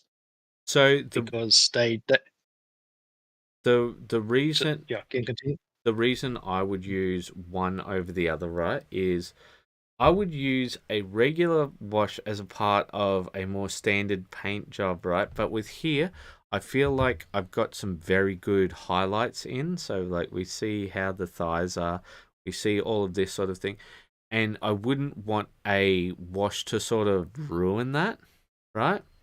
So what I would probably do is with all of this, like the reason I want a pin wash is I want a wash which will just go along that recess right there, and highlight everything for me and just like get into that crack, but not sort of bleed up into all of these pants, because what I would like is a black wash along the edge of that armor there to help with the separation. And Same with the leathers. Yeah, and you want something with a higher capillary action than an Yeah. acrylic wash. Yep. And that's when you would choose to use an oil wash. Yep. So Also, oil wash is more forgiving because you can clean it up after. Yes, it won't yes, set yes. right away like Yes. with an acrylic.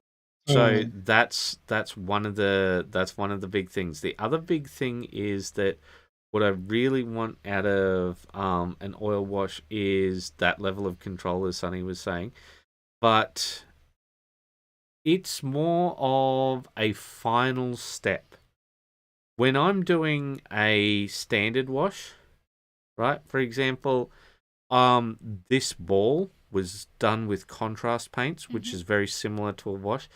So I put that over quite thin, and I put it a bit darker underneath, and then I put another coat over to sort of get the colors right. And that's sort of the difference. Like, I wouldn't use the acrylic wash.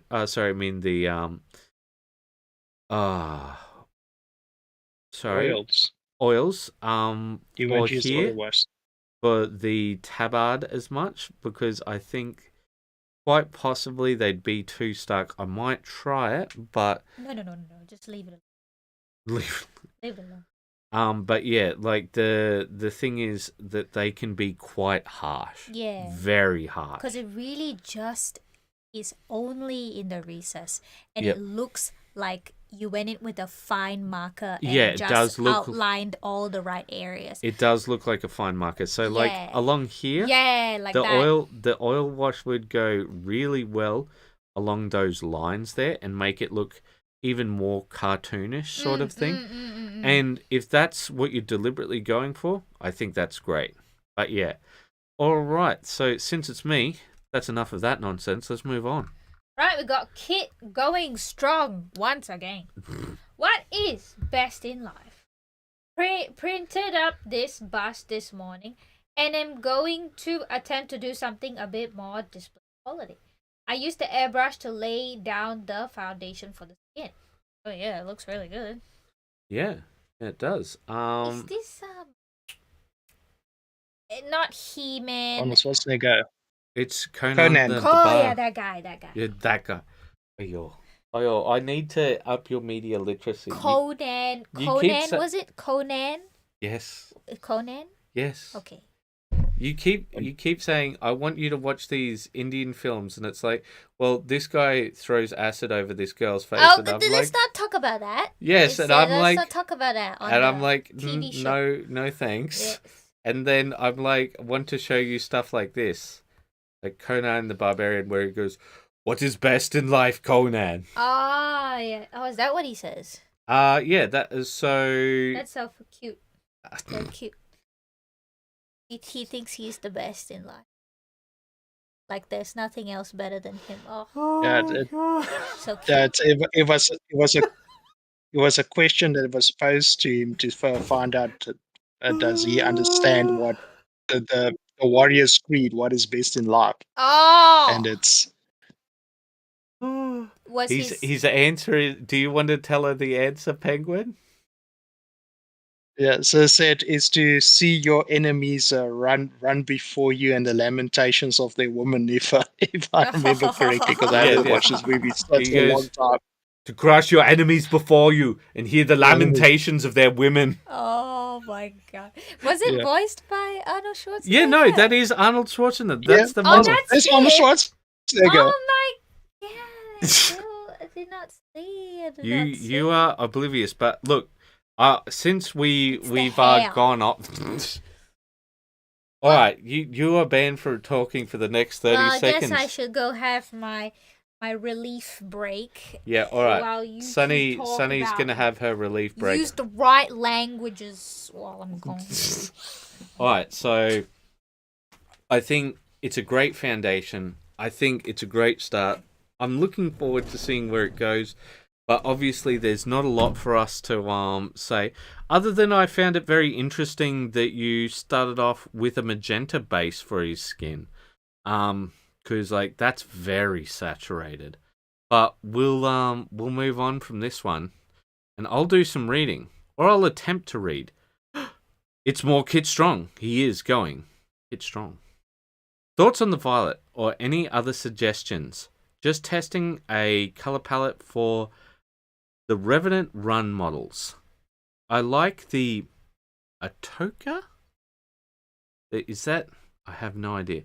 Atoke blue/rose gold combo. I wasn't sure what to do with the cloth and bits for the... And Paint Rack tells me that violet should work as an analogous color combo for Atoke blue, but I'm not sure it's working. I think I prefer the Prussian blue on the previous model. Hashtag Whip Wednesday. Right, so let's take a look here. Alright, when it comes to contrast, I would definitely say that this more cobalt blue that you've got here is contrasting quite well to that, because while I do think that it is a different color, obviously, and contrasts well enough against this, the reality is with the way that it shines and all of that, it's a lot more deep, this blue right here. But I will throw to Larry. What are your thoughts, Larry? Larry has left the building. Oh my god. But Why? Why am I like this? I'm very tired. I'm sorry. no problem. I do like the Ataka blue. It's a metallic blue that's often used in Gundam models. So I think that's where the name comes from. But that contrasts nicely with the gold, and there's a little bit of silver as well. And then the blue from the cloth and the yellow, that also pops nicely. And he's done a good job. I also think maybe a black wash over just to Yeah, I add a think bit of griminess to the metal, I think he's and to going. just bring us a definition. And Yeah, I think he's going for a sorry, sort of continue. very bright coloured metal for this look right here, rather than like a more grimy sort of look, a more like sort of race car sort of metal, rather than So rather than a practical sort of guy. These Grey Knights? No, these are something Run. So they're not Revenant Run. Oh, okay. They're not GW models. Right. But yeah, so I think that's about all we can add on these ones. Let us move on to the next. So Kid Strong was still going. He's gone strong. He says, the more I see the violet, the more it's growing on me. I think the violet can work, but I honestly think that the blue has a stronger contrast. But that's pretty much... Sorry, you go, Penguin. Got it right this time. I agree. I prefer the blue over the violet. It looks so much better. Mm-hmm. And but end of the day, it's we can only give our 5 cents. It's up to get to if he feels that the violet is what he likes, then that's more power to him. Yeah, for sure. All right, let us move on to the next one. It's more Kid Strong. Progress continues in the Barbarian, but now I must take a break and make some dinner. Hopefully I can do more tonight. Let us see how this has gone. Well, so is there a live action of this show? Yes, there is a live action of this show, woman. Yes. Why are you like this? It really is Arnold Schwarzenegger. Yes, it really is Arnold Schwarzenegger. He has a big sword. It is a massive sword. He is definitely not projecting. There is zero projection right now. All right. The sword is massive. Penguin's been I'm not trying to say anything about swords or axes or other types of weapons. Penguin, please continue. And Sunny, there are actually 2 movies, and there's a There are. third one in the works while they're planning to do one. What? But Wait. Gal, yeah. When was the first So and second released? this was In the 80s. this Then why Sonny. are they This only was making it in the now? The 80s. third one. Because Hollywood has fi- become, creatively bankrupt. Oh, I see. But yeah, Yeah. no. And Yeah, you were saying about the accent.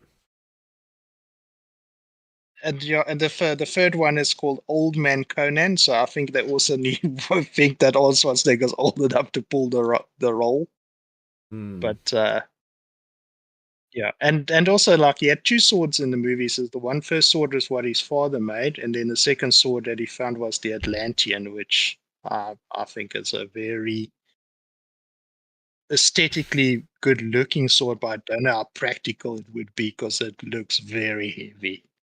Yes, but there's also not just Conan, but Thulsa Doom in it, which is his name. The Um, great late James Earl Jones. that's it. Yeah, no, and so very appropriate to have this come out.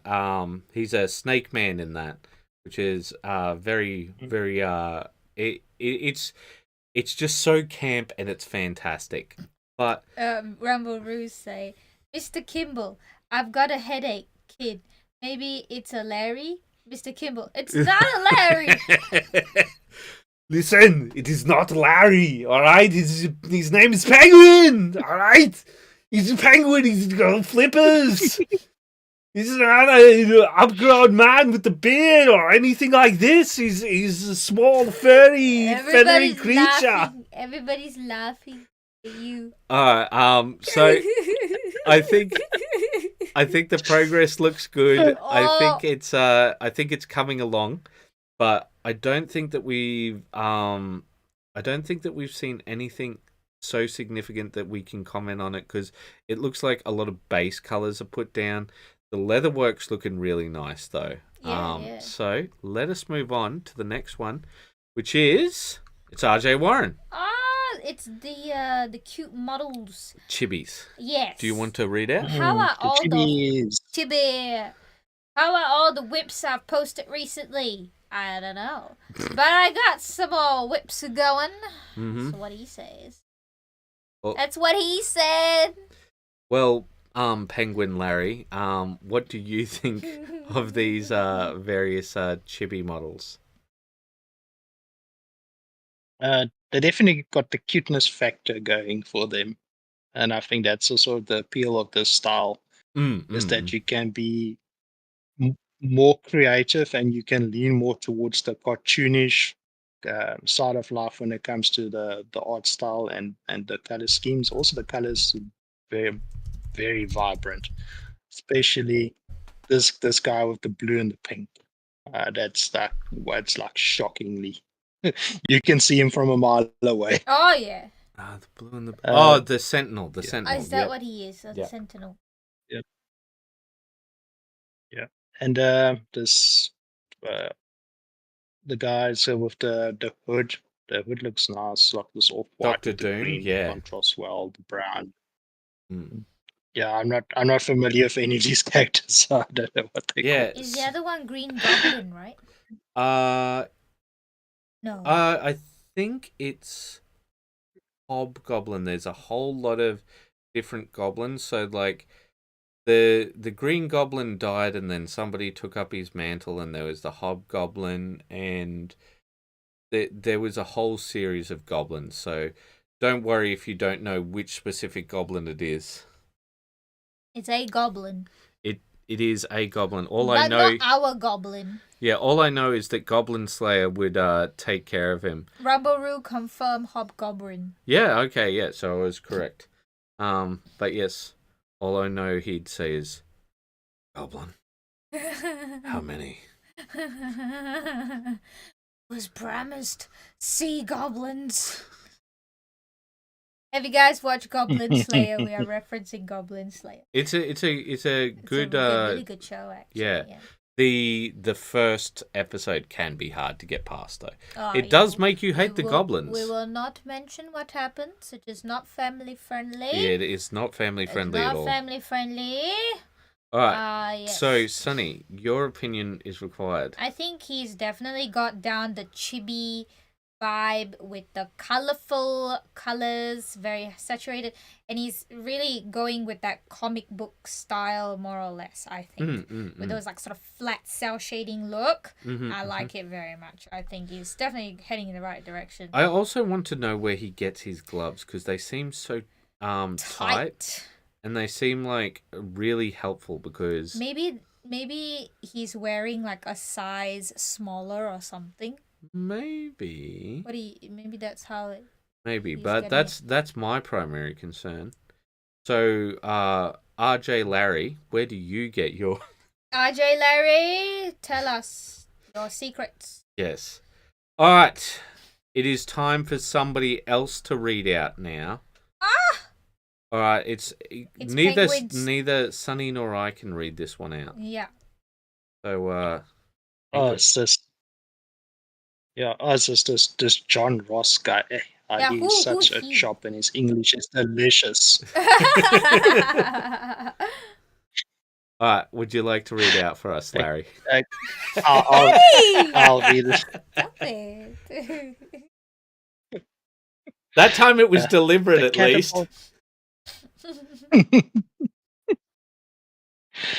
The catapult K2 painted in the colors of the Sword of Light Division, a house creature, is done. It is a modification of the catapult C2, replacing the two LRM-15 missile launchers with two PPCs, particle projection cannons, as well as removing the jump jets, making way for more heat sinks and additional armor, making it better suited for direct combat, filling the gap between the Panther Scout and the Dragon Heavy Battle Mech. Definitely upsold this mech. What does it do? I don't know. No. So, which should go first, me or you? Me? Yeah. Okay. So, first off, let's do the compliments. So, I think that the basing's really nice. Like, I really do like that. I do think, now that I see it up close, I do think that, like, it's caked up a bit too much on some of the areas. I think that you could sort of peel some of that back almost, and have it with the what is that stuff called? Pigment powders and so on, because it feels very caked on like mud, and some of it does look wet here. The alternative is to turn areas like this and other areas in the base into like little pools of water.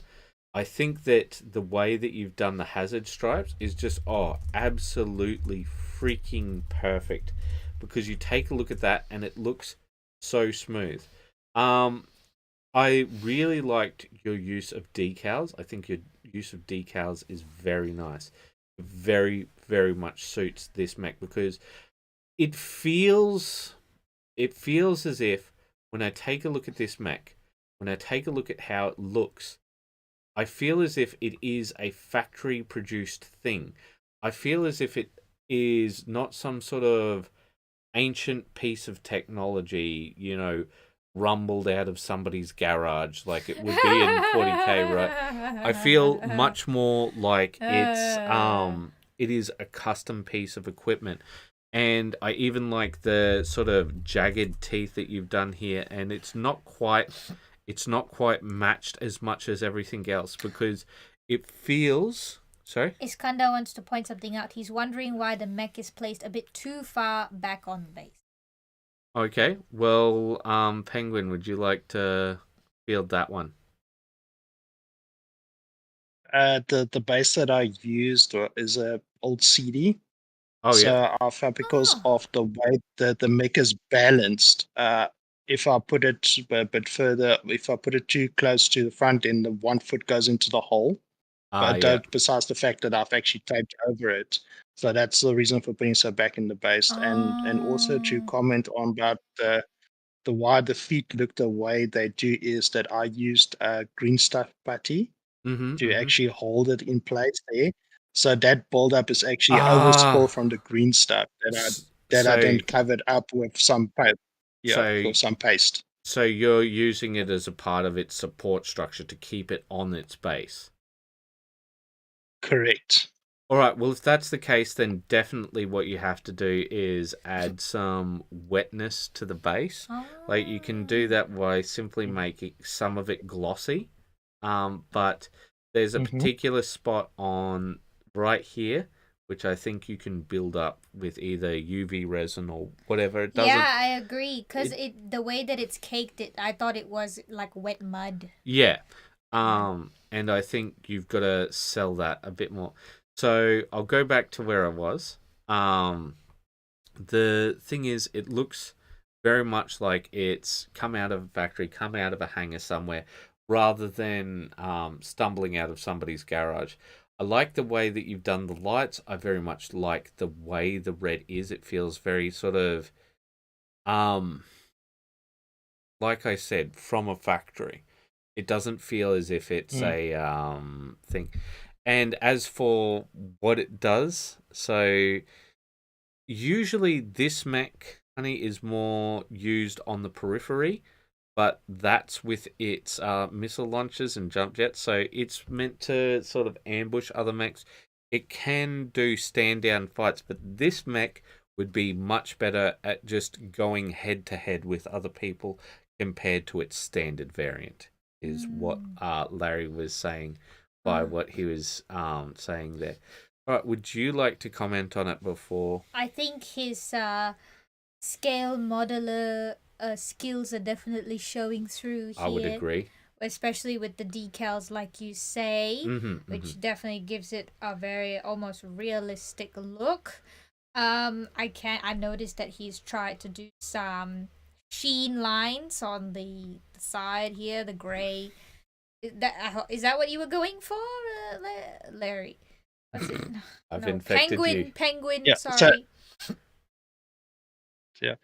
So that's that I actually used Hobby Blade to drag it across to make it look like metalwork, like someone was grinding, cutting the metal, and tooling marks. That is the word I'm looking for. Yeah. And then if you look at the front of the PPC, the big gun, I've also added some burn marks because these also get quite hot.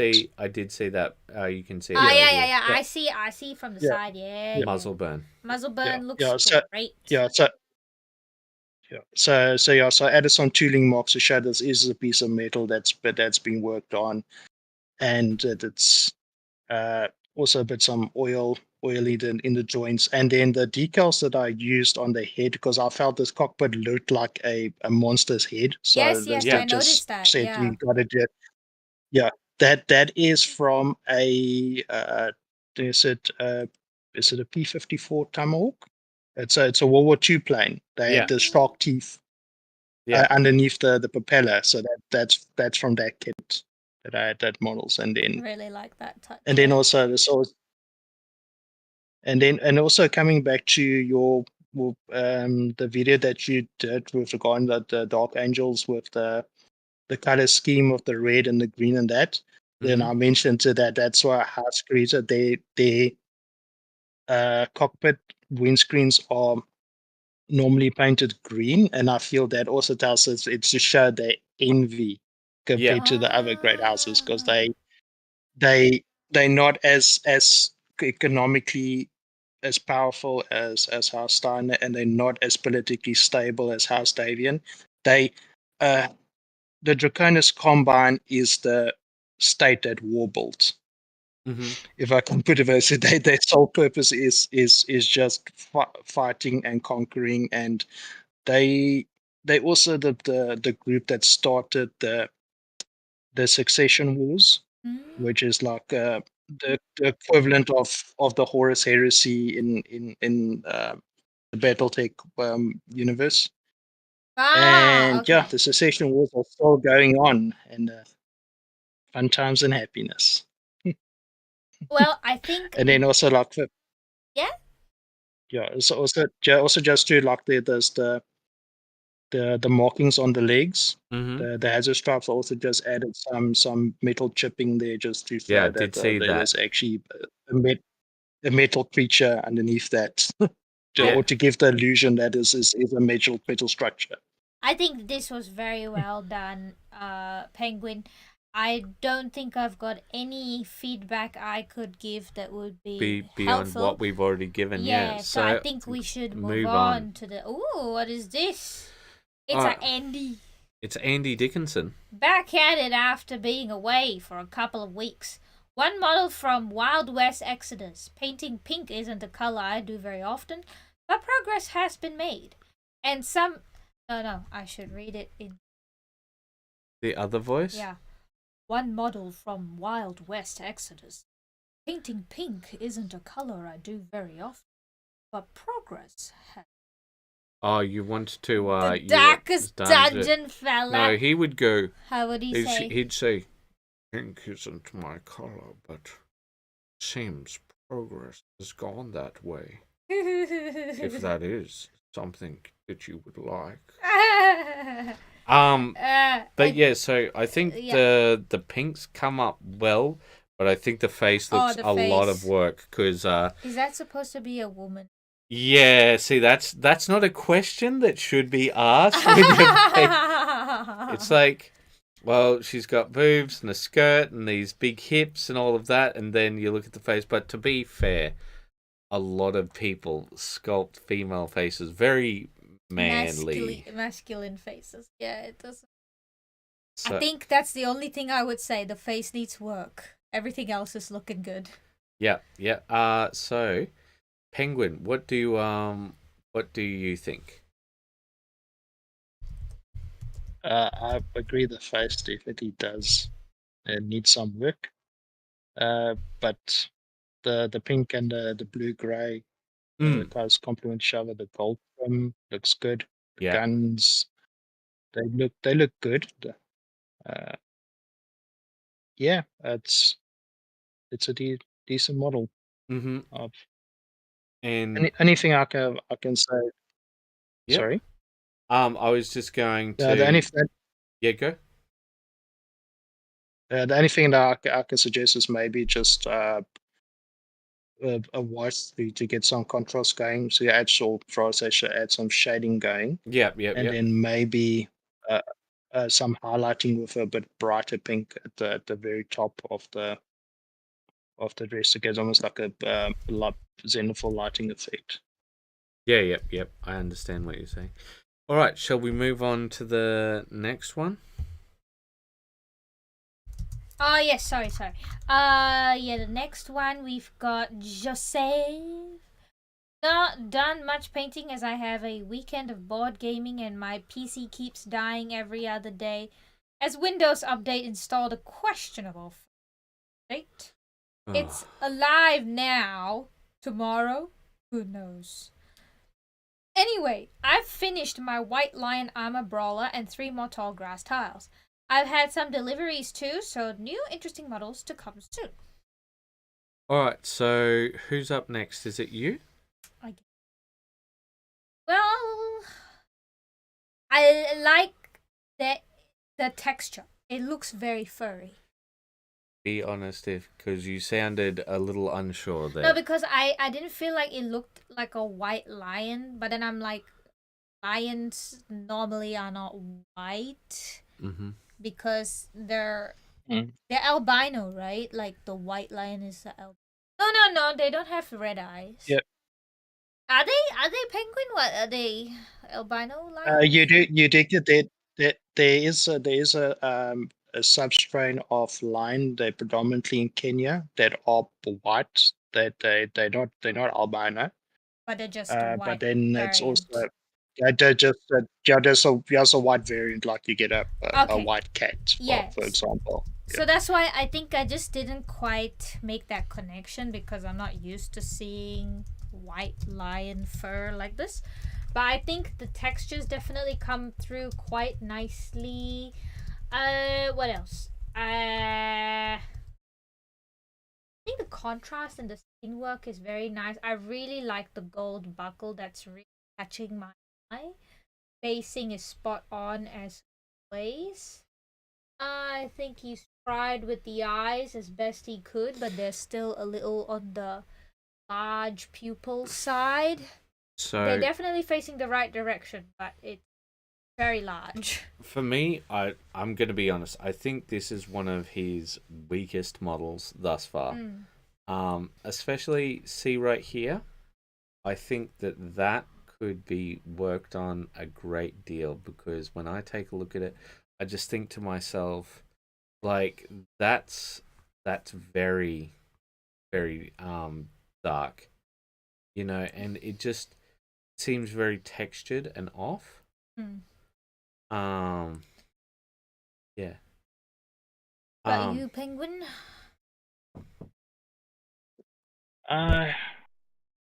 Well, as I say, I also have sort of a bit mixed feelings about it.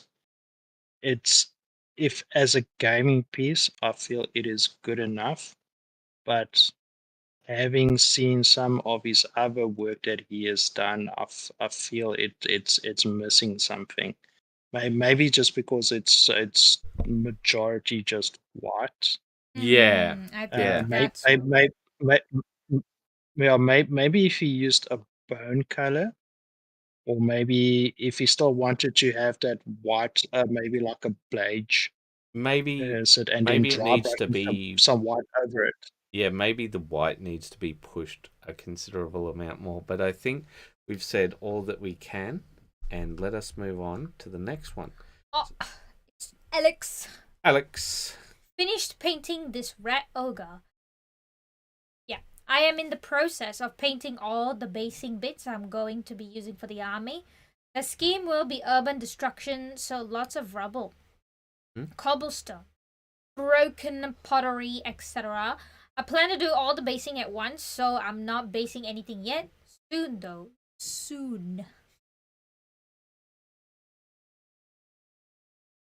The way you say it Why? is wildly hilarious. Well, that's what he said. He said soon. Emphasis on soon. All right, so Penguin, I believe you're up. First thing I notice, it is very vibrant. Yeah. If this creature was approaching me in a dark alley, I would see it coming from a mile away, and I would heat the other way. But Indeed. yeah, the green looks very good. The warpstone, like it's maybe just a bit more edge highlighting to give it that proper glowing effect. The blue cloth is nice. I like the red, very very vibrant. Uh, it looks all good, but also being Skaven and their propensity not to really look after equipment. And I think I mentioned this before the last time I saw this model, is that I feel that some chipping on the armor pieces would be appropriate just to give it that bit more worn effect. No, I would That's my 5 cents. I would definitely agree with the vibrant comment, but I do think, remember last time these weren't shaded green, the scarring, Oh, and we really? suggested that, and I think that has really changed the look of it. Remember how the skin used to look so tortured and almost matched the red of over here? I feel like the skin Correct. feels a lot better now and feels like it's got a good contrast to the brown here. I think that using the green really helped make it pop out. For sure. The only thing that I would like to see done is maybe some yellow or off whites or something on the various buboes he has on his skin. I really like the armor, so like give me a moment to show. So you see these buboes along here and along his legs. Yeah. I feel like that they should be discolored. Yeah, like a wart. Like either like a wart, but I was thinking more like a pimple or a pustule. Yeah. They should have more of that sort of color. and like I actually really like the way that he's done his armor. Like I wouldn't want any chipping on it. Not not for any other reason other than I just really love the way the armor looks right now. The way that he's done that coloration, and you can see where the light's coming from. So we take a look at the armor around here, and you can see where Yeah. the light hits on it, and it's just like, oh, that's nice. I think that the sword looks very underdone in comparison. Um, because it's just I don't think that it's the sword. I think that it's just the armor looks so undone. But Yeah, there's some Rumble Roo say, to me it's too clean and looks like the fur is ripped clothing. I can see what he means by that. Like, the shape of this feet, whatever this is, it doesn't have any, like, disfiguring on the edges. It's just, like, a clean shape. yeah. I So, understand what you're saying. Maybe like not sure what it is. Is it really muscle? no, it's not that it's muscle. Maybe what it needs around there then is perhaps some like watered down blood for the blood god mix, like maybe some contrast with it. So what's the contrast medium called? I think it's just called contrast Just medium. contrast medium. So maybe like a 50-50 of that and just sort of have it around the edges of where those various skin things are. So Yeah. it looks like It's the been shaved off to well, make not way shaved for the off. branding. It's not been shaved off, but rather like it's fallen off. Those clumps of fur have fallen off, sort of thing. You know, I feel but like that's really a fault of the sculpt. yeah, I would agree on that because I think that there's a lot of talent being shown in this paint job. But I'm really going to look forward to seeing it based because I think seeing it based, we'll get to see that contrast between the model and the basing. But let us move on because I think we've only got two more left now. All right, so next up, we've got John Gas.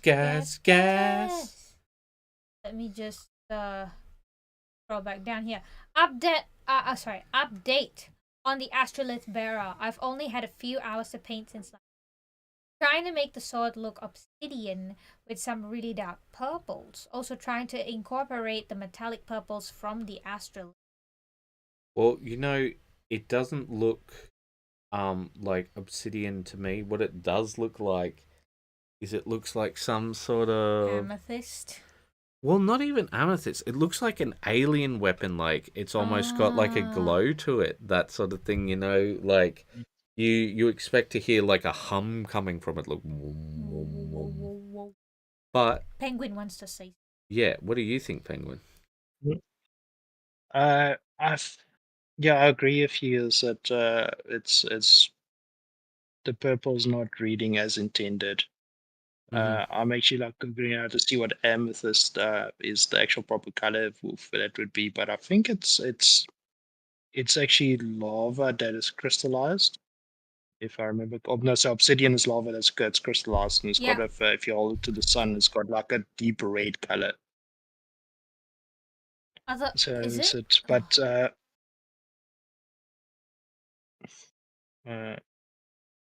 Yeah. obsidian. See, I told you it looks more like But amethyst. mm, one thing I can say about John Glass's work is that I don't know if it's out of the pot or if it's a recipe he has, but his gold is some of the best I've seen. Yeah, It's just like the sheen is so nice. I do really like his gold. I think his gold looks nice, but the thing is with the weapon, I actually think that that looks good the way that he's done it. The only thing I would say is if you wanted to accentuate um if you wanted to accentuate that, what I would probably do is along here add some white, like treat it like a plasma glow because if you're looking for amethyst, this is amethyst here, and I think unfortunately it does not look like amethyst. Like I understand what you're going for, but I think we all agree it doesn't look like that. But that I disagree. Quite close to the you think it looks quite close to just amethyst? because like amethyst a lot of the time is like sort of a very dark purple, and then it's got those, when you shift in the light you will see those bright vibrant spots of purple, and I think it's looking a lot more like amethyst. Well, Yeah. you know, Yeah. we're all allowed to Uh, disagree with one another, and he's allowed to choose which one of us is right. Yeah. So we'll move on to our final one, I do believe. Yeah. So it's RJ Jay Warren, Warren. and he's given us quite an update because, well, that's so much different from where we were. Rumble say he said he was after Obsidian. Yes, we Yeah. know. At the end. Yeah. Yeah. All right. So yeah, I think that this has come up great with that white cloak. I think the green thorns are looking quite vibrant. I think that the brown ground doesn't look as good, but I don't think it's as important with these chibi models because of where they throw the focus. Because obviously the focus always goes to the head with the chibi model. Yeah. I think, yeah, like I like that very strong, prominent shading. I think that looks very nice. I think it's very good. It fits the art style, but I feel like it lacks depth with the shadows. So like these areas should be slightly darker. You follow what I'm saying? Like in the shadows of the thorns, they should be darker. All right. But yeah. Cause like the cartoony, so it doesn't necessarily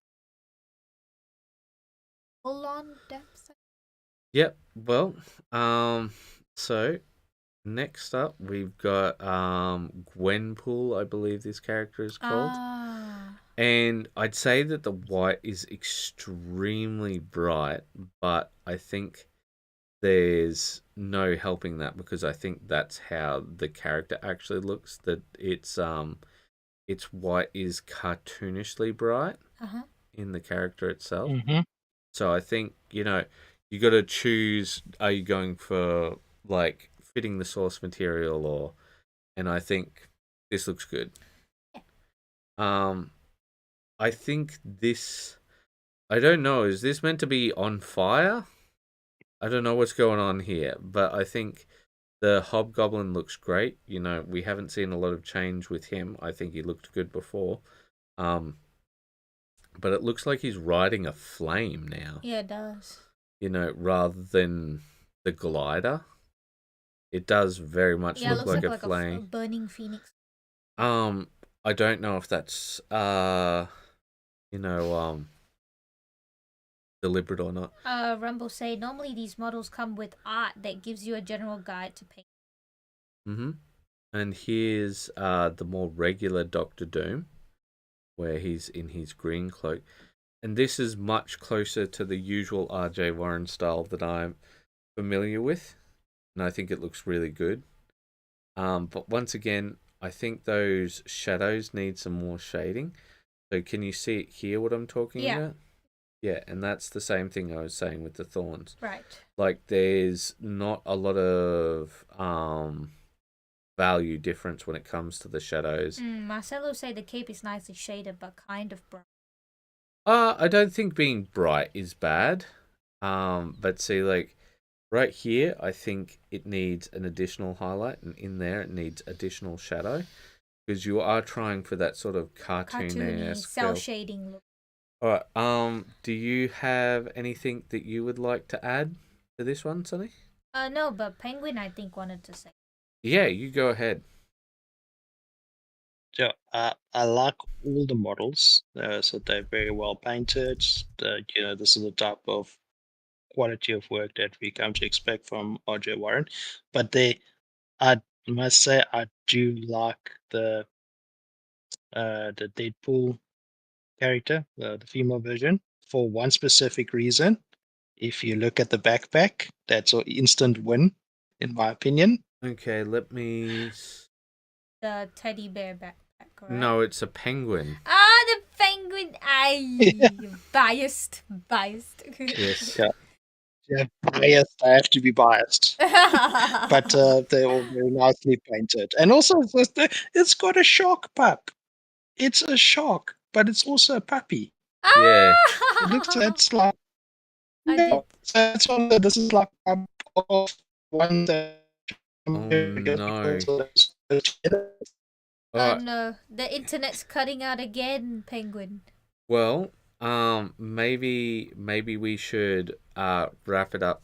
So guys, I just wanted to show you guys what I've been looking at, and then we'll finish up. So I've been looking at the British Space Force, and wow, look at that paint job by the I think they're little legends. I think that's who has done the paint job for this, because holy cow, I'm going to have to scroll down quite quickly to get to that one.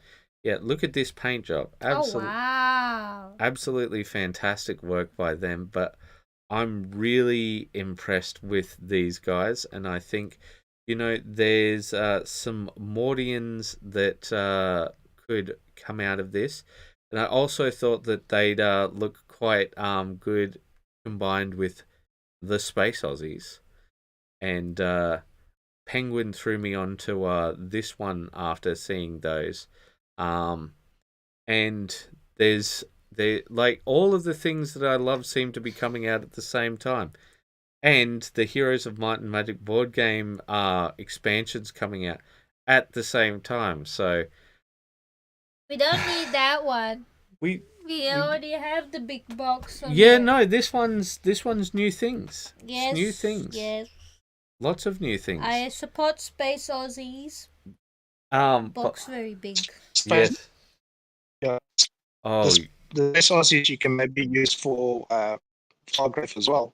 Yeah. for which? Sorry, you came through quite rough. Instead of the Space Aussies, you could potentially use them for Stargrave as well. Oh yeah, no, definitely. There's lots of things we could use them for. There's many sayings coming out from the chat.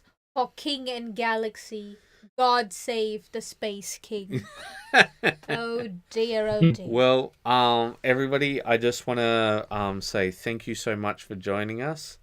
I want to say it's been great having all of you here, and yeah, thank you so much for joining us, everyone. And we hope that you have a fantastic weekend. And as always, keep those brushes